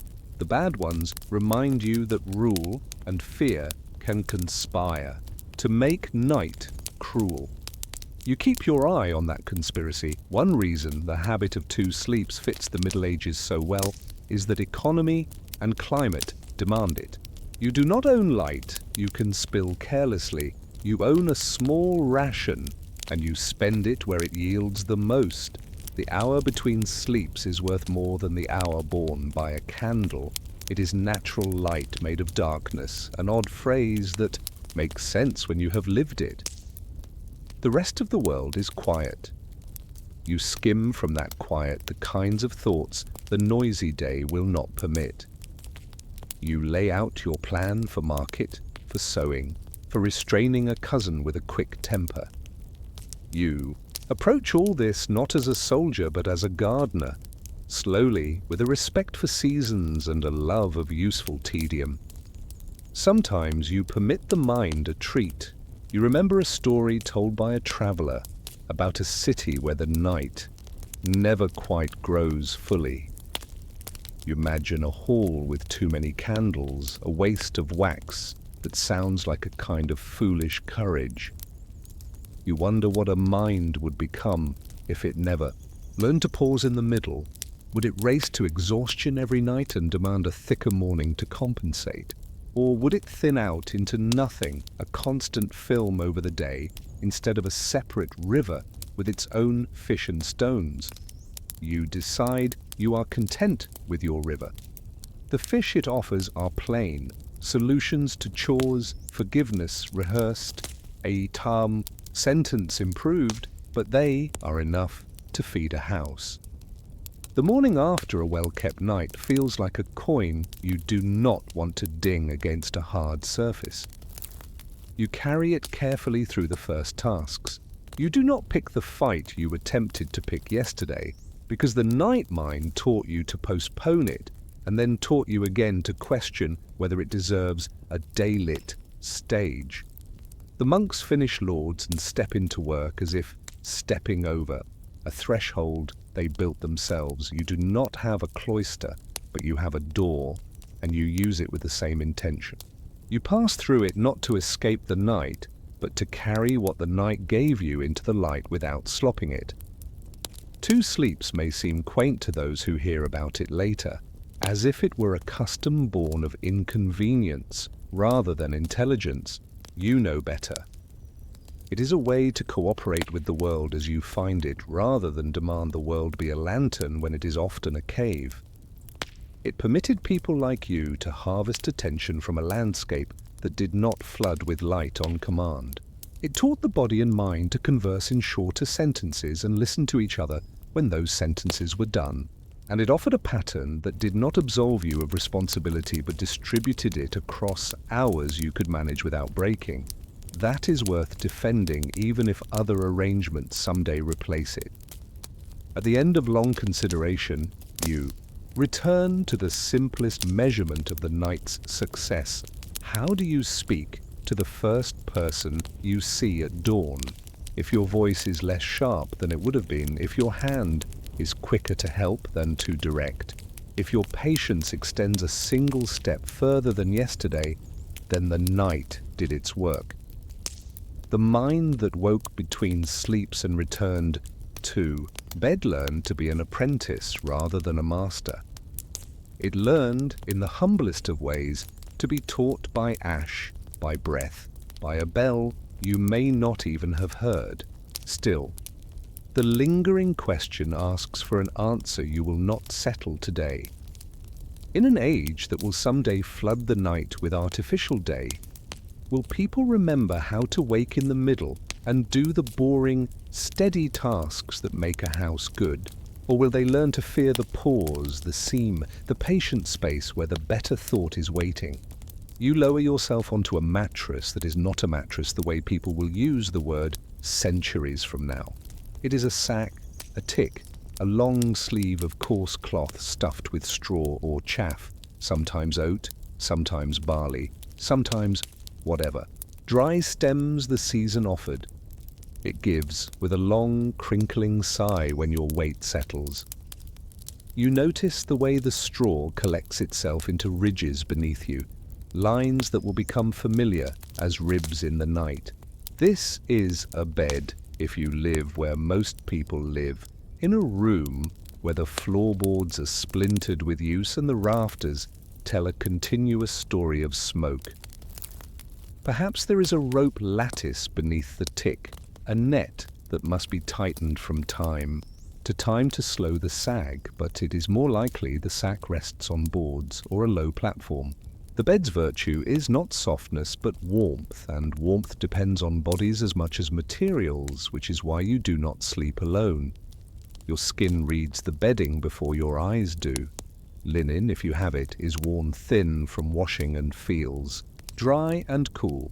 A sheet, if your household can spare one, is the difference between feeling the tick and feeling the night. Wool blankets are heavy and scratch at first contact. then become the small weather you carry over yourself. You prepare for sleep with ordinary movements that never feel ordinary, shaking the coverlet to set out whatever small things might have attached themselves to it during the day, smoothing the sheet so there are no ridges to rub your hip raw by morning, placing your hand flat to test whether the straw holds the warmth you asked it to hold. Clean straw, recently changed, has a sweet, dusty smell that tells you how the field lives in your room. Old straw becomes sour. It compacts, clumps, and begins to speak in the language of vermin. You know the biting company of night by the way you reach to scratch without thinking. Fleas are the punctuation marks of medieval sleep. Short jumps, sharp stings, quick reddenings that beg to be rubbed. They arrive on animals, on clothing, on the legs of travelers who carry the day with them into every bed they visit. They hide in seams and favor crevices in bed frames, if you are lucky enough to have a bed frame. Bed bugs like the joints and underside of boards, and they leave a trail that looks like a small, impolite annotation in dried blood. Lice prefer the hair, but do not respect boundaries. They have a way of extending their jurisdiction to blankets, caps, the inside of collars. You learn the clumsy grace of keeping the itch from turning into a chorus. You roll instead of scratch. You slap instead of dig. In a shared bed, you agree silently to move without accusation. You fight what bites in the ways that have been taught to you in places where books do not teach. You air the bedding when weather allows, hauling the tick and blankets into winter sun when the cold's hard teeth are said to kill what your fingers cannot find. You beat the tick with a switch, an arm-aching labor that sends out motes of dust like a harvest reversed. You pray for frost because frost is an ally that works for free and counts as cleanliness when other methods would require coin. In summer, you carry the straw to a bleaching field or the back of the yard and let the heat do what the elders say heat does to little lives. You burn the old straw when you can, or you feed it to the fire in pinches as if it were a seasoning you hold a grudge against. The new straw, fluffed and clean, becomes a promise you sleep on for a few weeks before it settles into the shape of your need again. The floor beneath your bed tells its own part of the story. In some houses, the floor is earth-packed hard and sprinkled with herbs that have learned to live with feet. Lavender, where there is money, pennyroyal and wormwood more often, their scent trampled into the day to disguise less pleasant smells. These strewing herbs are not perfumes in the modern sense, they are strategies. People say their smell discourages insects. People also say their smell flatters the nose into believing a room is healthier than it is. You step carefully at night to avoid crushing the sprigs near the hearth. They are part of the truce you have negotiated with vermin and with your own fear of being eaten while you sleep in your own house. In better rooms, boards rise the bed above the drafts and the darting of mice. The elevation helps, but only so much. Mice, like stories, find their way everywhere. Shared beds change you into a person who knows the weight and heat of other people with complicated intimacy.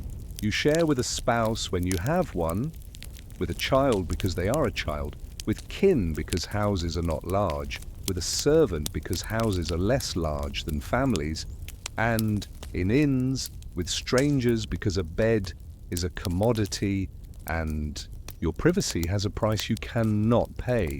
Sharing is not only a concession to poverty, it is an adaptation to climate. Bodies stacked against the night make something like weather inside the bed. A small atmosphere where breath condenses on the bed curtains, if your household is rich enough to own them. In such rooms, curtains do double duty. They keep your warmth close and your fleas closer. Privacy, warmth, and vermin clothe themselves in the same fabric. At an inn, you will test the bed the way a careful trader tests a scale. You will pull back the bedding and look at the sheet to see whether the last guest left a map of bites or stains. You will feel along the board or rope to judge how the night will press your back. You will tuck your own cap lower to discourage. Lace and pull your shirt closed at the neck to box fleas out. You may pay a little extra for a bed with linen that can claim to have been boiled this week, though promises about boiling travel faster than boiling water does. You will perhaps accept the company of a stranger in order to avoid the company of the floor. You will sleep anyway because people must, even when the bed asks more courage than the road. You cannot understand medieval night without understanding the economy of washing. Linen is the skin you change because you cannot change your skin. A clean shirt is a cleaner self. It is not spotless by the standards that will come later, but it is laundered enough to lift lice from the seams and to wash off some of what is alive and should not be. Water is hauled, heated, coaxed into serving more than one purpose. Ashes from the hearth become lye with which your household fights grease and life. Different enemies in the day, the same enemy in the night. Wool is harder to clean without turning it into a felted pelt, so you learn to trust linen as your shield and to accept that blankets carry history you cannot erase. You hope that your own sweat is the only story the fabric will tell in the morning. There are houses where wealth has gathered into furniture. There the bed can be an object that explains a family standing more eloquently than their table. A great bed, carved and canopied, with hangings thick enough to turn a room into a closet of warmth, says that winter can be moderated here. A feather bed is a lake of quiet in such rooms. It must be turned so the feathers do not drift to the corners and leave a body swimming in damp depression. It must be guarded from damp because damp does what enemies do when given a foothold. But even in such rooms, vermin know their law. Fleas do not respect carved posts. Bedbugs like wealth because wealth provides joints and seams where their little lives can go unnoticed long enough to become many. You might envy people in those rooms, and you might be right to do so, but you would be wrong to expect that a canopy turns night into a silk pocket where nothing unwanted slips. Beneath and beyond all this is the business of being a body in a closed room at night with other bodies. The smell is its own weather. You tell yourself that sweat at night is honest sweat, that it defends against cold and softens stiff joints. Still, the nose takes a bearing in the dark, the way a traveller takes a bearing in rain. There is the iron tang where blood has dried from a skinned knee, the sour at the edge of a child's breath, the animal scent from the other end of the longhouse, where the cow breathes and shifts like an old bellows.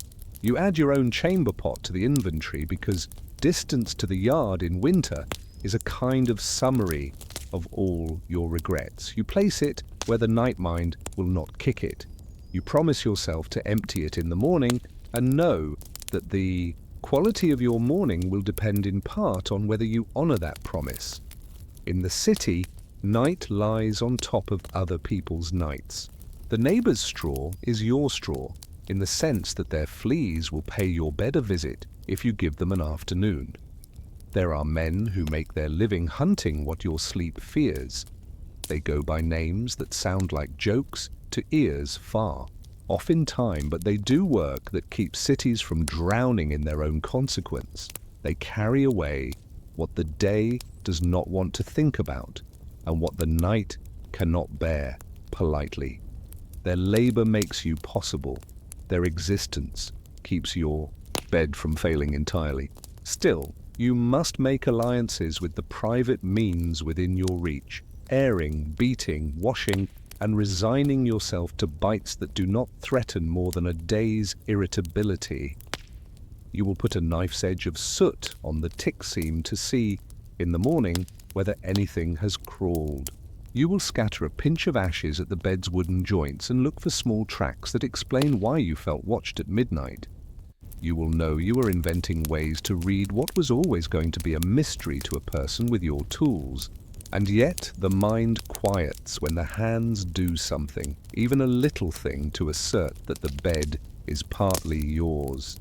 Your preparations are the argument you make against the facts, that vermin will come, that you will itch, that sleep is a partnership with discomfort, negotiated nightly. Sleep arrives anyway. It always does, even when you trust it less than usual. Your companion's breath measures the space between patience and complaint. A flea makes your calf its map. You negotiate with your own skin. You tell yourself that tomorrow's wash, tomorrow's frost, tomorrow's beating of the tick will alter the balance a little in your favor.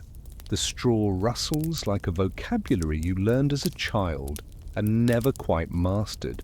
You close your eyes and do what people do in every age.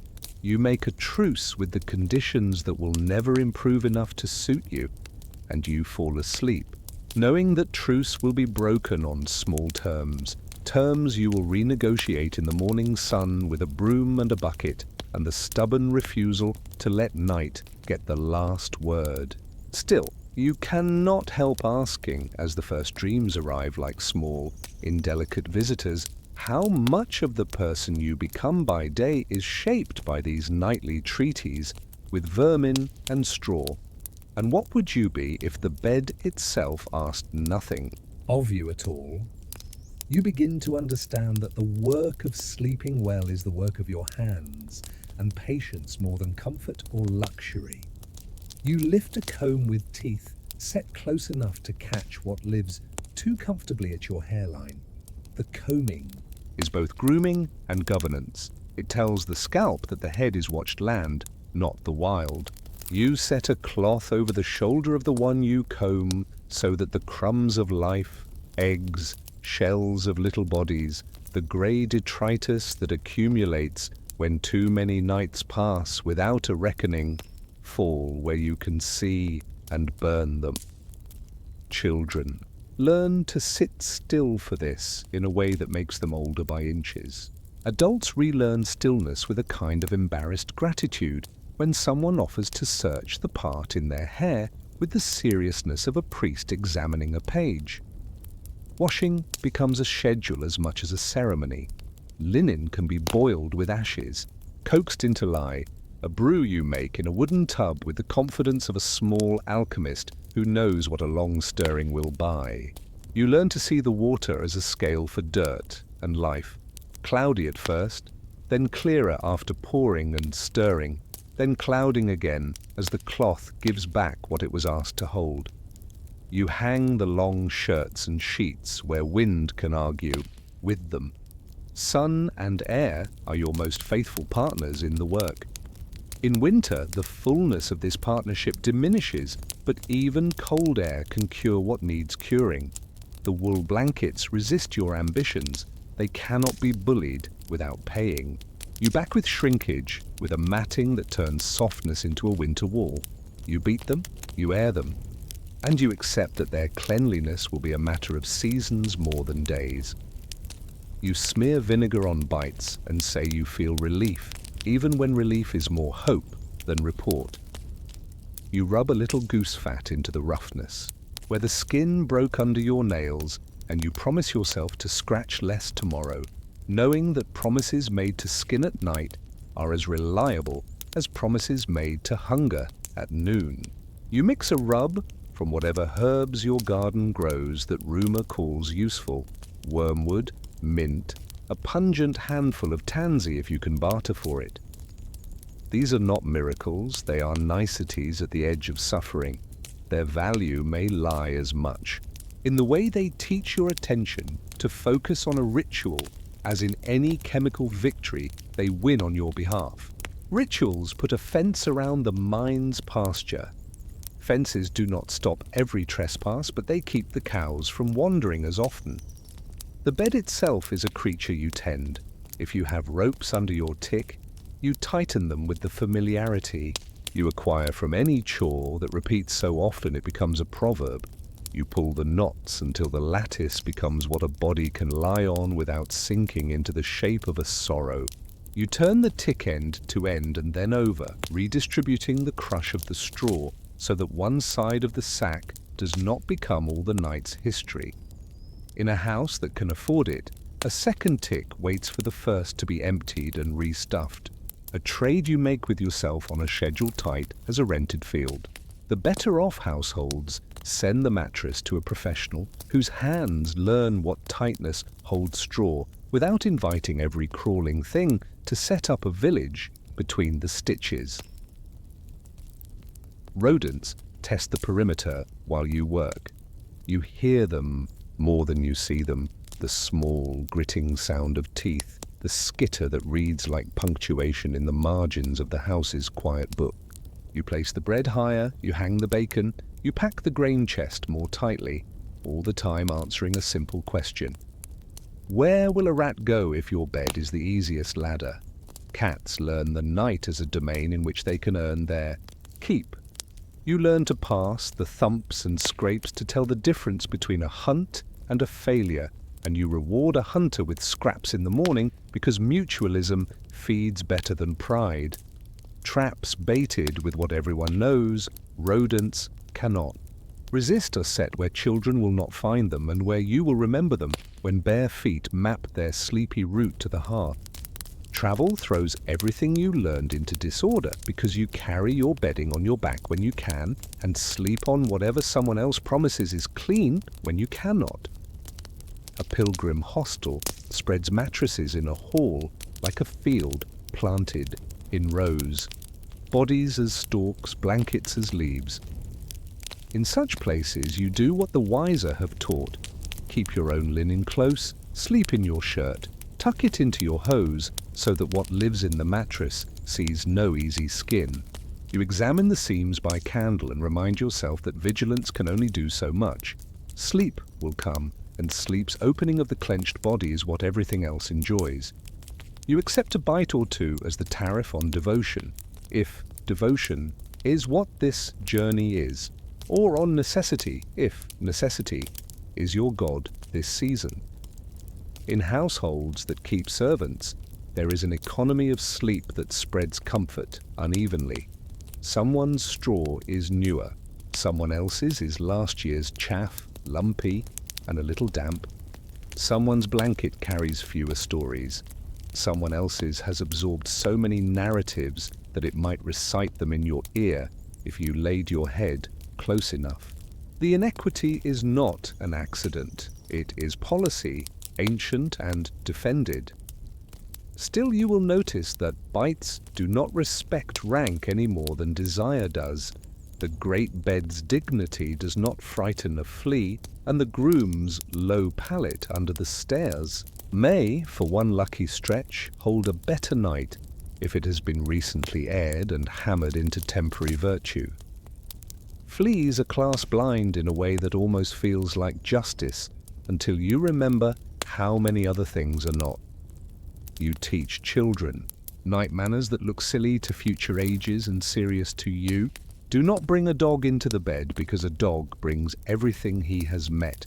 Do not shake your blanket near the fire because an ember likes to leap in order to see the world. Do not swap caps. Do not share combs. Do not put your shirt on the same peg where a guest has hung theirs until the guest is gone and the peg has had a night to think about its behavior. You convert the ordinary friction of a full house into etiquette and call it wisdom.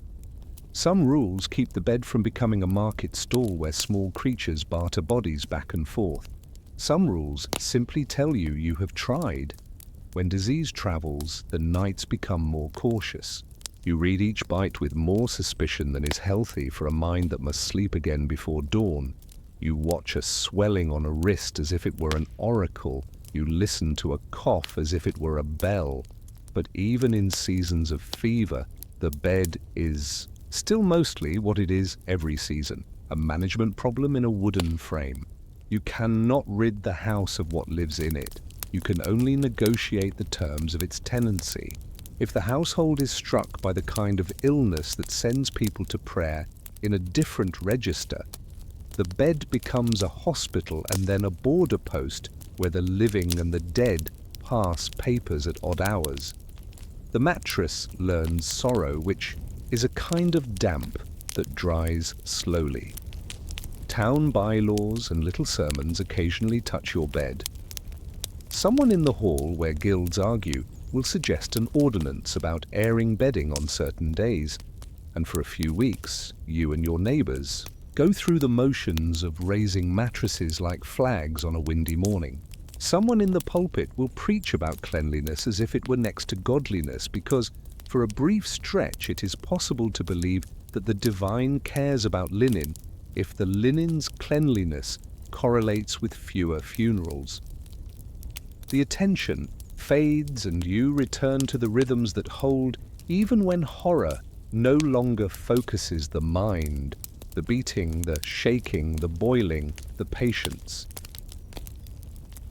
In the cold, you invent heat without flame in the bed. A stone warmed by the hearth and wrapped in cloth becomes a guest you tuck at your feet. A bottle sealed and slipped under the blanket becomes an apprenticeship in not kicking. Goose down, if you are among the lucky, is a seduction it is easy to believe was made for you personally. In deeper poverty, heated bricks, extra socks, the stacking of children, the addition of a coat on top of the blanket, these are the layers you add to the night until it fits. You get good at calibrating how much weight becomes too much and when to stop piling the proof of your desire for comfort on top of the very thing that needs air to do its work. Morning is always the bed's accounting. You shake the blanket and see what it held. You check the seam of the tick for movement and for the pepper-like flecks that mean the bed fed more than the people who slept in it. You decide whether today is a day to empty, restuff, and resew, or whether that labor must wait because other work claims your hands. You itched. You will itch again, but perhaps you itched less because yesterday you did something dull and faithful with a bucket and a paddle. You measure progress in such humiliating currencies and discover that humility settles in without you asking it to. Still, as you pick a small offender from the fold in a sheet and carry it to the fire between fingertips, you wonder, are you disciplining the bed into humanity, or is the bed instructing you in the terms on which humanity persists at all? You've come to appreciate how much of survival is craft and how much craft is an inheritance from people who were too tired to write about it. The bed becomes a project you manage through the year, like a field with its rotations. In spring, when the last sacks of grain are low and the straw they left behind can be spared from insulation to comfort, you plan a restuffing. You save the cleaner, longer stems for the tick and feed the broken bits to the hearth where their smouldering will remind you that every comfort had a prior and later life. In the hungry gap between winter's end and the new season's generosity, you patch the tick itself, darning holes that would otherwise become doors. A mattress maker might pass through town, and if coin is possible, you watch their hands and ask questions that are not quite questions. Do you tie the stitches this way for strength, or to keep the straw from telling secrets to the floor? Communal places teach you systems that households sometimes forget. Monasteries learned long ago to rotate bedding, to assign beds by rule rather than whim, and to set a sequence for washing that takes into account capacity rather than outrage. A dormitory bed is not a person's property, but a place a person occupies. That difference frees the bed for maintenance, for the discipline of the impersonal that sometimes keeps things cleaner than the gentle neglect of sentiment. In hospitals, where the poor are received, there is a similar rule. Air the bedding on this day, boil the shirts on that day, beat the blankets on the day when the laundress's hands can still grip the stick. You do not call these rules compassion, but their effect is tender all the same. A predictable rest yields fewer bites than one that depends on someone's memory. In towns, the law intermittently decides that night misery has become a public issue.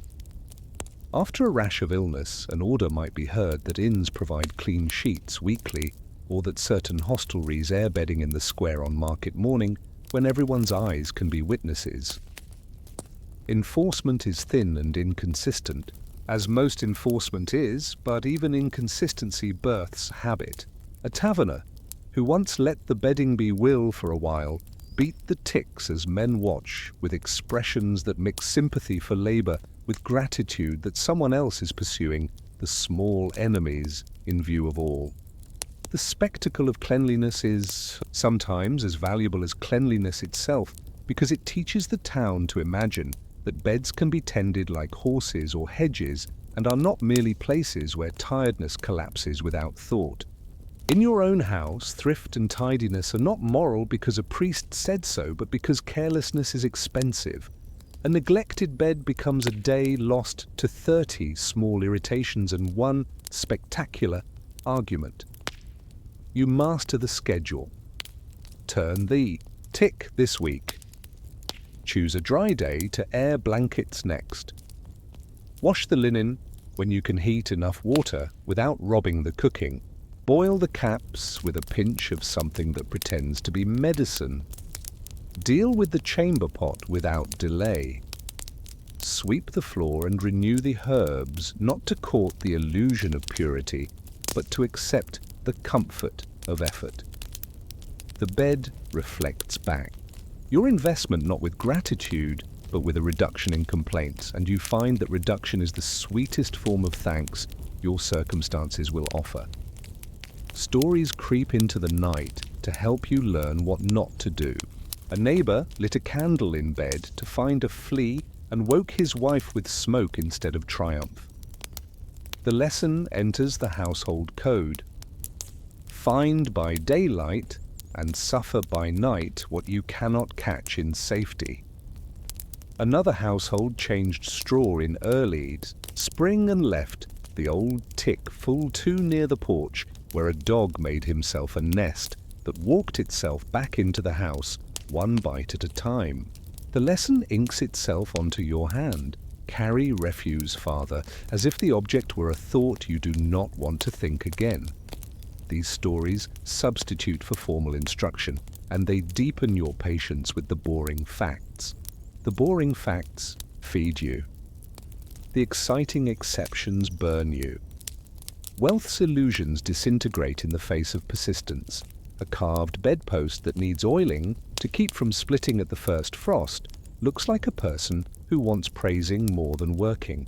You admire the craftsmanship and keep your admiration from becoming negligence by calling the carpenter back at the season's change. Bed curtains embroidered with pictures of saints do keep a draught from playing with your sleep, but they also trap what bites and hide what crawls so well that you must remind yourself to draw them back fully each week to interrogate the dark they make. In this way, you become a person who suspects shadows with good reason without learning to hate them, which is another way of saying you mature. At the far end of the scale of comfort lies the bed in the great chamber of a hall, a bed so famous that guests talk about it with the same tone they use to talk about a roast or a tapestry. It is a place where visitors sleep as if on a stage. Such beds remember important bodies, which is another way of saying they absorb important vermin. The servants who maintain them are specialists in late-night diplomacy. They know how to remove the sheet that carries a noble's embarrassment without advertising the need for removal. They know how to turn a mattress with more weight in the corner from last winter's lordly illness without remarking on the unevenness of life. The skill here is not merely physical, it is the management of silence in small rooms. In houses where people keep animals within a few steps of the bed, the calculus shifts toward the pragmatic. A body that lies near a cow finds that certain enemies avoid the smell of hooves, while others are invited. Straw for bedding and straw for stalls are cousins, and their exchange is constant. the stable's surplus becomes the bed's stuffing. The bed's litter, when too foul to tolerate, becomes the stable's flaw. This is not a closed loop of decency, but it is a circuit of survival. You do not dignify it with an ideology. You accept it because rejection would mean freezing nights and worse days. People learn jokes because jokes are armor where cloth is thin. You trade lines with your neighbor in the lane about fleas being partial to certain families for reasons too delicate to mention. You tell the child who cannot stop scratching that the first flea to bite always has a name and can be convinced to tell the others to move along if you speak sternly enough. Humor reaches under the blanket and lifts it a little, allowing the night air to laugh and change the room's temperature for a moment. This does not cure anything. It breaks the spell that tells you you are nothing but a bed for smaller hungers. You are more than that. You are the person who wakes and keeps waking to do the dull tasks that let a family go on without becoming a hive. The bed disciplines posture, expectation, and appetite. Over time, you learn to lie in a way that makes the fewest demands. You curl at the edge where the straw still holds structure. You tuck the blanket between knees to create a buffer where the other body presses against yours. You learn to sleep lightly enough to hear a child's cough and heavily enough not to hear every flea's whisper. This is an education of body and will. You may think of it as deprivation if your heart bends toward self-pity. You may also think of it as belonging if your heart bends toward acceptance. You belong to a particular bed in a particular house, in a particular year, with a particular inventory of discomforts you have learned how to redact. The ethics of the bed are not grand. They are not the stuff of sermons unless a preacher lacks imagination. They involve emptying pots unasked, hanging sheets without being told, sitting very still while someone combs a delicate part of you, not taking the warmer spot every night, deciding that this week it is your turn to beat the tick, keeping the dog out even when he whines, and not lighting a candle when a movement in the dark suggests that a drama is unfolding in the seam of the mattress. These ethics stack up into something that looks like love from a distance and feels like responsibility when you are tired. The long practice of them is what makes it possible, in poorer years than this one, to remember how people lived at all. When you stand at the window in the morning and shake the bedding over the yard, tiny bodies fall like a weather you create. You feel complicated about this power. You do not enjoy killing. You do not enjoy what bites you either. The balance is the oldest one in the book of being alive. You will go on trying to live kindly toward the living and ruthlessly toward the specific lives that have acquired a taste for your blood. You reserve tenderness for the creatures that do not make you scratch until you bleed. Judgment like this is not spiritual, it is practical. It occupies your hands at dawn and leaves your heart enough softness later to recognize a neighbor's tiredness as something that excuses a short word. At night's edge, before you bank the fire, you lay a hand on the tick as if to bless it. You thank it for holding, you curse it for crawling. You promise you will tend it as you can. The straw answers in a dry whisper that tells you nothing. Sleep will come, bites will come with it. You will wake and do this work again. You will grow used to the thought that peace is a matter of increments, that comfort is a function of attention, and that beds, like people, are best when looked after daily rather than dramatically. You climb under the blanket, and one last question visits before the warmth gathers. If hardship teaches these careful virtues, what becomes of them when softness arrives? And will people born into easier beds know how to hold on to the patience that kept their ancestors breathing through the nights You step into a street that does not belong to you after sunset, and the street tells you so. By day, the lane is a river of errands and shouts, a place where carts clip barrels and apprentices learn how elbows function as currency. By night, the same distance from door to door grows longer. The buildings lean in. The ruts remember wheels. The air thickens with smoke that has settled into a lower layer, not maliciously, but obediently, following the cool. You know the time because the bell told you earlier, and because the watch has begun to move, poles and lanthorns marking their patient loops. You do not think of this patrol as a luxury. It is a condition of living where walls outnumber hedges, and where fire and human temper share the same timetable. Your own hand holds a light that is not really a light so much as a suggestion of one. A lantern made of wood and horn panels keeps a candle from the wind and turns its small flame into something that can breathe while you walk. The horn blurs the light into a milky glow that warns people of your presence more than it helps you see stones. Open torches are showy and dangerous. They spit and persuade sparks to leap. And if a wind runs the lane that night, you and your neighbors will find yourselves doing sums you did not plan to do, counting buckets and curses. So the ordinary citizen uses a more modest fire they can hide behind if need requires. You carry the lantern in your downwind hand, slightly away from your body, so that any indecision in the flame does not catch cloth that cost you too many hours to replace. The watchmen move as if measuring something. Only they can see. They are supposed to know the streets like their own hands, and they do, though knowing is a relative thing when alleyways are a labyrinth built by generations of necessity without a master plan. The law tells them to challenge people whose business sounds like a whisper, where speech should not be, to listen for shouts that sound like sorrow or like trouble, wearing merriment as a mask. They carry a staff because a staff is both an emblem and a tool, good for prodding, pushing, and pointing.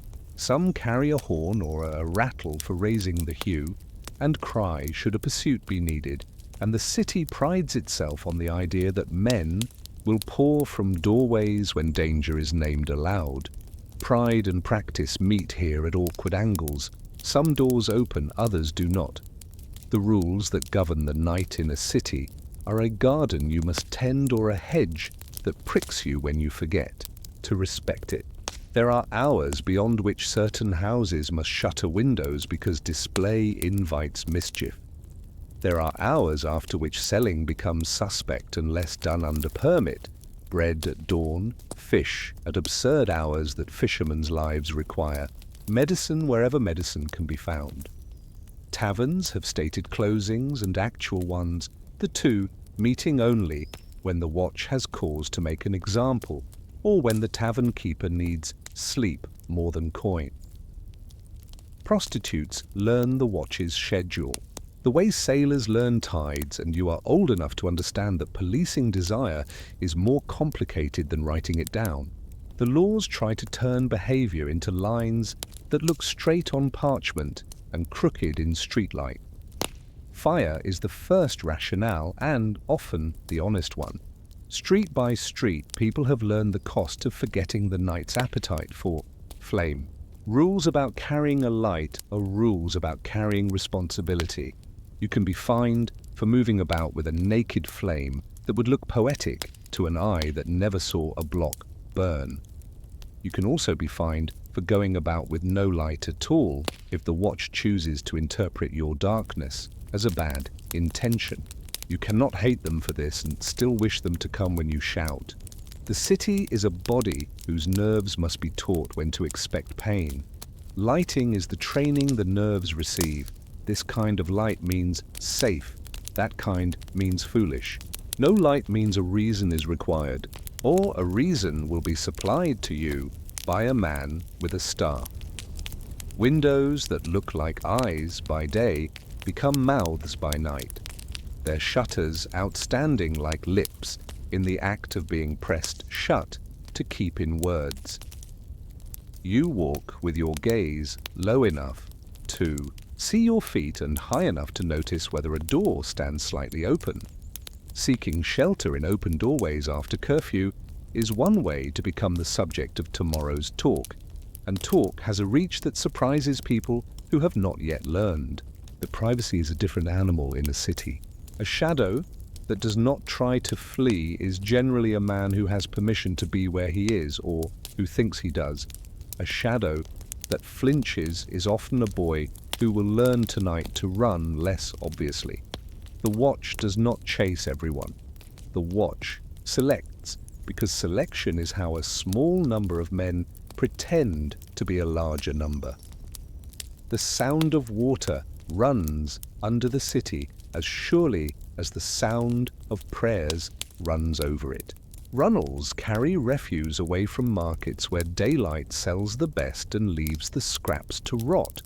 By night, those runnels become a chorus, and you take care where you step because you wish to preserve what dignity remains to you at this hour.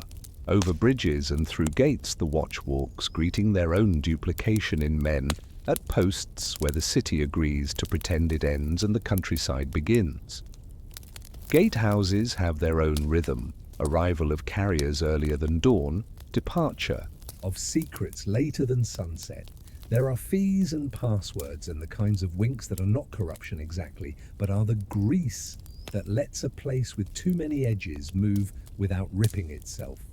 Even in darkness, trade continues where it must. Bakers begin before dawn, shoving loaves into mouths of brick that glow like a god's throat. Millers sometimes work into the night when a river's mood says now or not at all, a reminder that nature and law debate constantly in cities and that compromise favors bread over theory. Midwives move through lanes at hours when your own household would curse any errand. They know where the watch stands and can borrow authority from their urgency. The city forgives many ordinarily unforgivable things when birth or death holds a doorway. If you hear their steps, you pull inward and later pretend that the night did not ask this of someone in your own street. Compassion has its own curfew. It arrives in time, but not without effort.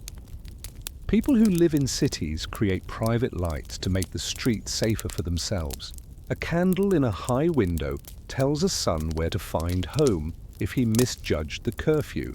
A lantern hung at a corner announces that a guild's hall is not entirely asleep, and that someone within knows which doorbell to ring if the night goes badly.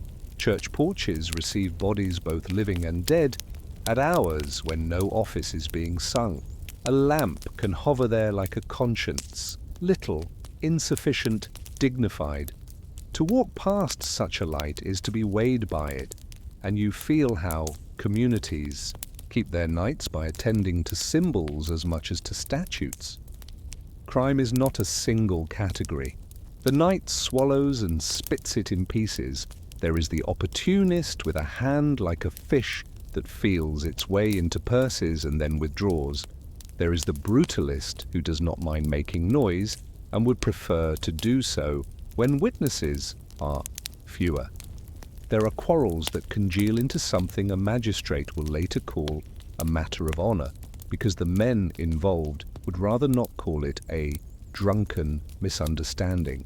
There are transactions that the day will not host, but that the city needs or pretends not to need.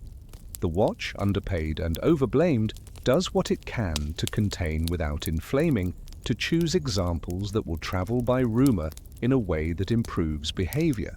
The night is a forum where enforcement expresses itself in stories instead of reports. You might be walking for a reason that exempts you care of the sick, attendance upon childbirth, work that cannot be paused. You learn early to speak identically to every watchman you meet: your name, your errand, your destination, your return. The words become a spell that ends nuisances before they begin. You keep the lantern lifted just enough to throw light on your own face and not enough to be a target for a boy with a stone, eager to hear the jolt it makes against horn. You go around a corner and make a small detour because you remember that the cobbles there make a sound the watch dislikes, the sound of someone thinking about running. Any city-bred person knows that the shortest path is not always the safest, and that safety sometimes lies in appearing to have thought through where you put your feet. Fire wardens carry a different authority. Their faces are known, their voices carry a tone no one hears by choice. They check whether the baker's boy closed the oven properly, whether the tavern's lamp is wick-trimmed and hung at a distance from beer-soaked timber that would make the night shy of taking advantage. They look through shutters half open at hours when half open means someone needs reminding, and their knock is the kind that turns a man's pride into apology. Cities make such men because cities have memory, and what memory holds best is what hurt last. There will have been a year when too many roofs learned the lesson of brightness at once, and the wardens are what the city promised itself in that year. You go home through a gate that wants to be a frontier and is really a sigh. The latch is a friend you know by touch in darkness. Inside, your own small light makes different colors on familiar walls. The city is reduced to the piece of it that is yours. The rules that remain are your own. Cover the flame, hook the shutter, count the sleeping heads, consider the water pail, lay tomorrow's clean shirt where your hand will find it in the dawn that comes too soon. The quiet you hear is an accord between you and the neighbors, mediated by men with staves and lanterns who have learned to make footsteps sound like a blessing. As you bank your fire and set your own lantern aside, you feel the next question sit down like a cat in the doorway of your mind.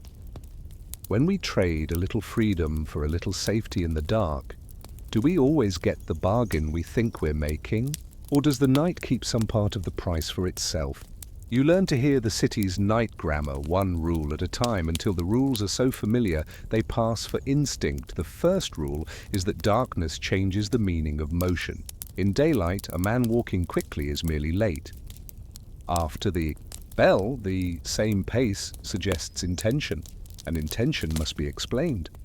The watchmen train you in this without raising their voices. Halt, your name, your business, your way home. You repeat the catechism with the steadiness you learned as a child when asked for your prayers. The questions feel old because they are. The city has been asking them since it decided that walls and gates could make one place more itself than the fields around it. You notice the way your own feet slow a little at corners, the way you lift the lantern so your face is a gentle map rather than a shadow. You are not pretending to be harmless.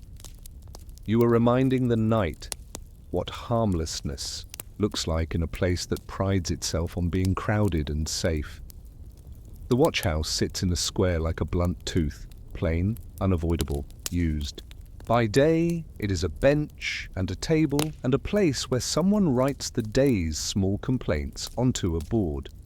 By night, it is the pivot of the ward, the room where men's names become a roster, where a few lanterns live between uses, where staves lean like oars against a wall. If you have ever been inside, it is either because you took a shift to do your part, or because your part was called into question. Shifts are counted by bells and by the turn of sand in a glass in those towns that can afford to mark time with glass and the habit to remember it. You watch the sand because night stretches and men get bored, and boredom is one of the many substances in which the city's small crimes dissolve. The watch house keeps boredom from making men careless by giving them an order that insists on being met. Walk, listen, return, report. The men themselves are ordinary. Their faces are the street's faces, their hands calloused from trades they will return to at dawn. Few are paid enough to pretend it is their calling. Most Are citizens doing duty or substitutes hired by those richer in coin than time? You can see the economy of it written on their boots, the cobbler's precision, the carter's wideness, the mason's dust. Each man brings his own way of reading a wall or a shout. A cobbler hears the quick scuff of a runner on worn leather. A carter senses the shift of weight in a cart, hiding something under sacks. A mason looks up and knows when a chimney is drawing too furiously for this still air. The watch is not a profession so much as a jury of trades, and its verdicts are shaped by habit as much as by law. You learn that the city's safety is built of cords, chains, and buckets as much as of men. Some lanes have hooks set into stone where chains can be stretched after curfew to close a shortcut. The chains show the city's desire to make the map behave. You remember where they are because you do not want to meet one at knee height with your hands full of bread before dawn. Hooks for fire lie where they always lie. Long iron beaks meant to pull down burning timber before a wall can. Come a street's funeral. Leather buckets, stiff from old wet and old heat, hang together as if they were thinking. The night makes you take inventory of objects more frequently than day does because each object has a second life after dark. A pail used for grain at noon becomes a weapon against flame at midnight. A door bar used for sleep becomes a barricade in a hurry when a shout runs. A hammer, usually a carpenter's tool, is suddenly the key to opening a stuck shutter behind which heat gathers too fast. The city is a choir even when no one sings. At set points in the night, a bellman or a watch leader will call the hour, not always to reassure, but to mark the city's heartbeat. You hear it from your bed and feel the relief of a known rhythm, or you hear it from the street and feel yourself part of a mechanism that will continue whether you are tired or not. The cry might include a small weather report, frost hard, or fog low, or wind from the river that loves to carry sparks. This is news in a place that plans its risks by temperature and breeze as much as by law. You let that cry pass through you and file it next to the image of your own shutter, the one you tightened well, you hope, before the blanket settled. Rules breed countersigns the way walls breed gates. Some wards choose a word each night that the watch uses among themselves to tell friend from stranger. It is rarely clever, an herb, a saint's name, a simple commodity, because cleverness is the enemy of sleep. You overhear it sometimes and forget it on purpose. One night the word will be fish because the river has been generous. Another night barley because you can smell the mash from a brewer's yard like a heavy hymn. The countersign smooths the frictions within the watch itself, reminding tired men that the person coming round the corner belongs to their circle and not to the ineffable elsewhere the dark suggests is full of others. Gatehouses make the city's boundaries performative. A gate closed to most is open to those whose work pays for such accommodations. Carters on royal business, messengers with seals, physicians who can convince a guard that time is the difference between birth and loss. You do not resent the difference because you have seen what delay costs. Even so, you learn that every exception creates a line of men who would like to be exceptions. The watch spends part of the night saying no politely. The skill lies in saying it with a tone that suggests you would be pleased to say yes next time when all the signs look properly like signs. The city survives by being legible, and legibility is hardest in the hour before dawn when the eye wants to read a bed instead. If you own a shop, you are a partner in policing whether you meant to be or not. There is an ordinance about shutters, when to close them, how to bar them, what counts as a light left negligently within sight. The watch knows who obeys and who needs reminding, and in a small way you appreciate being on a list, even a list that sometimes costs you a fine. The list is how the city remembers to include you in its protection. You repair your shutter properly after the last storm because the watchman touched the loose board with his staff and said your name with a kindness that had authority under it. That touch meant, "Fix this now so I do not come here with other men," and a different tone when the alley is bright for the wrong reason. There are places where the night thins the law. You know which lanes gather drinkers like pools gather leaves, where arguments repeat themselves with new names, where cards migrate from pockets to palms with a stealth that would be admirable if it were not so indelicate. The watch does not attempt to cleanse such places of themselves. It aims to keep the night from turning into a memory every household shares unwillingly. An extra circuit here, a reminder there, a name taken and written down on a board whose wood has collected many names with no consequence except the discomfort of being named. In this way, the city lets men be foolish in measured quantities. The measure is the watch. You think about the men whose job is filth because they too own the dark. Night soil men move when the city is least likely to see them. They unlatch, lift, scoop, pour, and carry what no one wants to remember they created. Their lanterns are practical, their steps slow.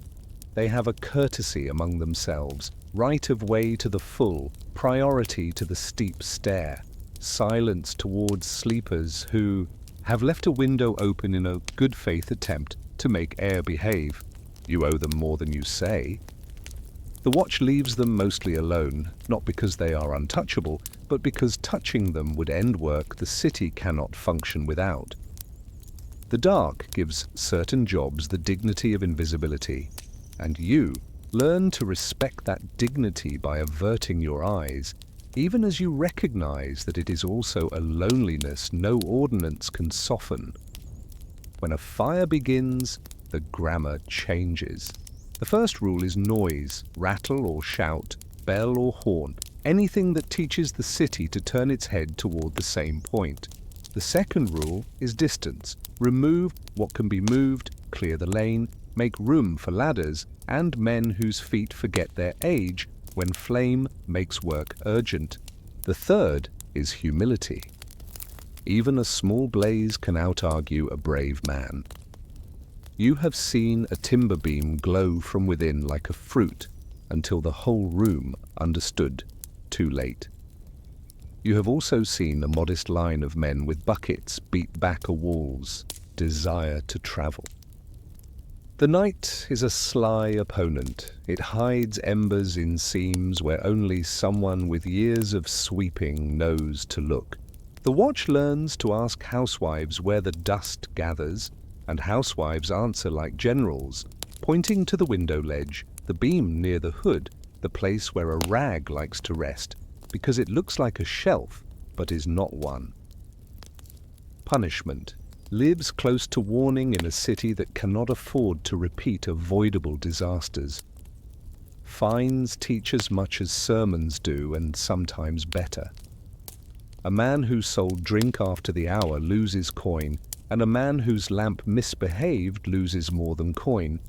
Oh, bit of his reputation for being careful, which in narrow streets is a form of currency you cannot buy back quickly. Stocks in daylight remind everyone that the night punished the man tied there. No one says this out loud, everyone knows it. Shame is the cheap tool of mass instruction, and for that reason the watch prefers to use it infrequently, because tools wear out with use, and the city needs shame to be sharp on the days when another substance would dull and bend. You try to picture what the city looked like before there were enough people to require so much spoken and unspoken order. You cannot quite see it any more than a fish can imagine the stream before it cut its bed through rock. The watch and its lantern are not luxuries grafted onto a natural innocence. They are the way a crowd survives itself. The city's night is full of people making sensible choices not to trust themselves entirely. The baker does not trust his desire to keep a warm oven going to be wise, so he follows a rule. The innkeeper does not trust his greed to pause, so he follows a rule. The watchmen do not trust their fatigue not to invent a crime where there is none, so they follow a rule about how many times to ask a question and how many times to write a name before escalating from voice to hand. The rules are heavy, the rules are tiresome. You accept them because they are cheaper than rebuilding. Some festivals grant exceptions and test the city's competence in celebrating without unmaking its safety. On those nights, licensed torches swing from poles, music walks on two legs, windows glow longer, and laughter climbs walls like ivy. The watch becomes host rather than guard and learns to smile while keeping count. There is a knack to letting joy out on a leash, long enough to satisfy and short enough to prevent a door from becoming a rumor of opportunity. You see this knack in the way a watchman glances up at a banner hung too low near a lamp and, with a practiced gesture, intercepts the future by lifting fabric back to proper distance. He does it without breaking the rhythm of the song he hums. The city's best nights are those when such interventions scatter through the dark, unnoticed by all but the people they quietly saved from trouble. Your own house participates in the watch's grammar even when you do not leave it. You place your lamp where its light shows motion without broadcasting wealth. You do not, for example, set it in the window in such a way that a stranger can inventory your table by its glow. You teach a child to answer knock and challenge with a voice clear and neither rude nor eager. You speak to the neighbor across the lane when the bell sounds unusually late, and together you decide whether it means anything other than a slipped rope or a tired arm. In this way, the city reminds you that its rules are not only for streets, but for the inside of your head, for the part of you that would like to live as if no one else existed, and the part of you that knows the opposite is always true in a place with walls. There is corruption in any system built by people, and you would be a fool not to admit it. A watchman will look the other way for a person he owes, and will stand too sternly with a person he dislikes. A fine will be levied for the good of the treasury rather than the safety it is supposed to purchase. A tavern with the right patron will ring with voices after the hour without consequence. These truths sit beside other truths.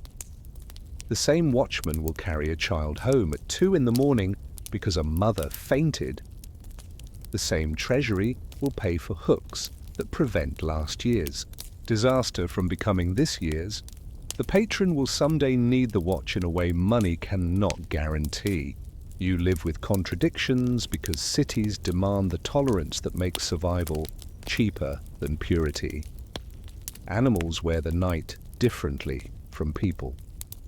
A horse at midnight is not a horse at noon. It is a large question that can kick. Dogs collect. The cities gossip in their noses and bark sentences no human understands but everyone interprets. Cats, as ever, pursue their old treaty with darkness and ignore curfew, but by accident keep some watch for you.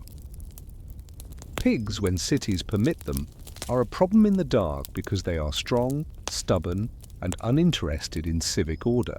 The watch writes rules about them, and the rules are rarely obeyed, and yet the existence of the rules changes behavior, just enough to make the difference between a street you resent walking and a street you will risk when the errand requires it. The night, despite the rules and the men and the objects and the bells, remains itself, an interval with its own sovereignty.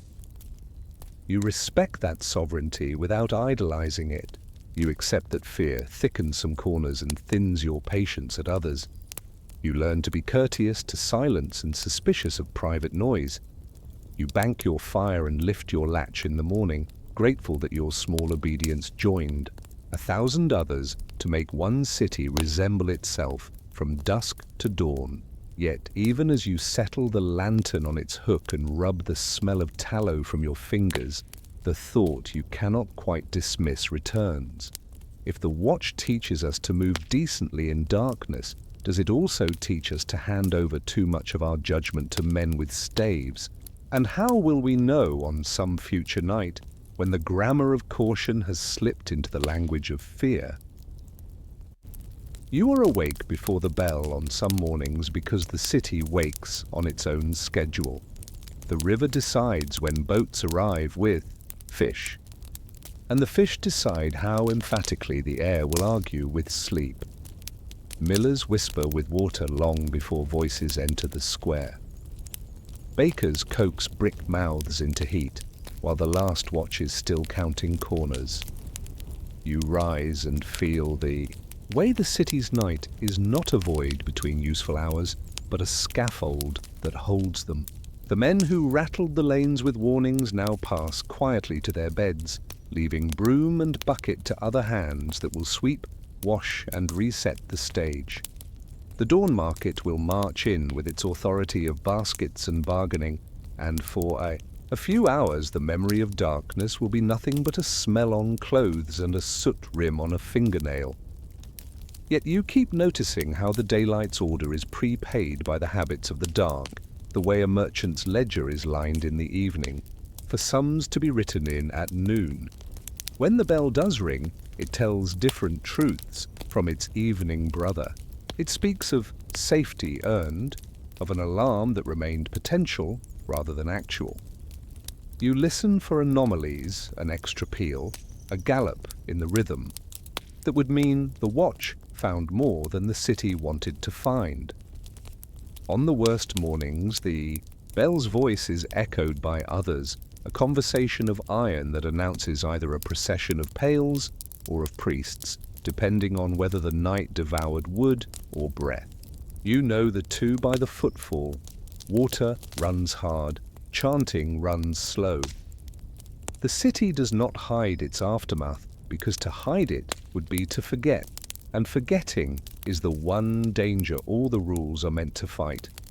You stand still and let the sound stamp the day, even if your own door is untouched.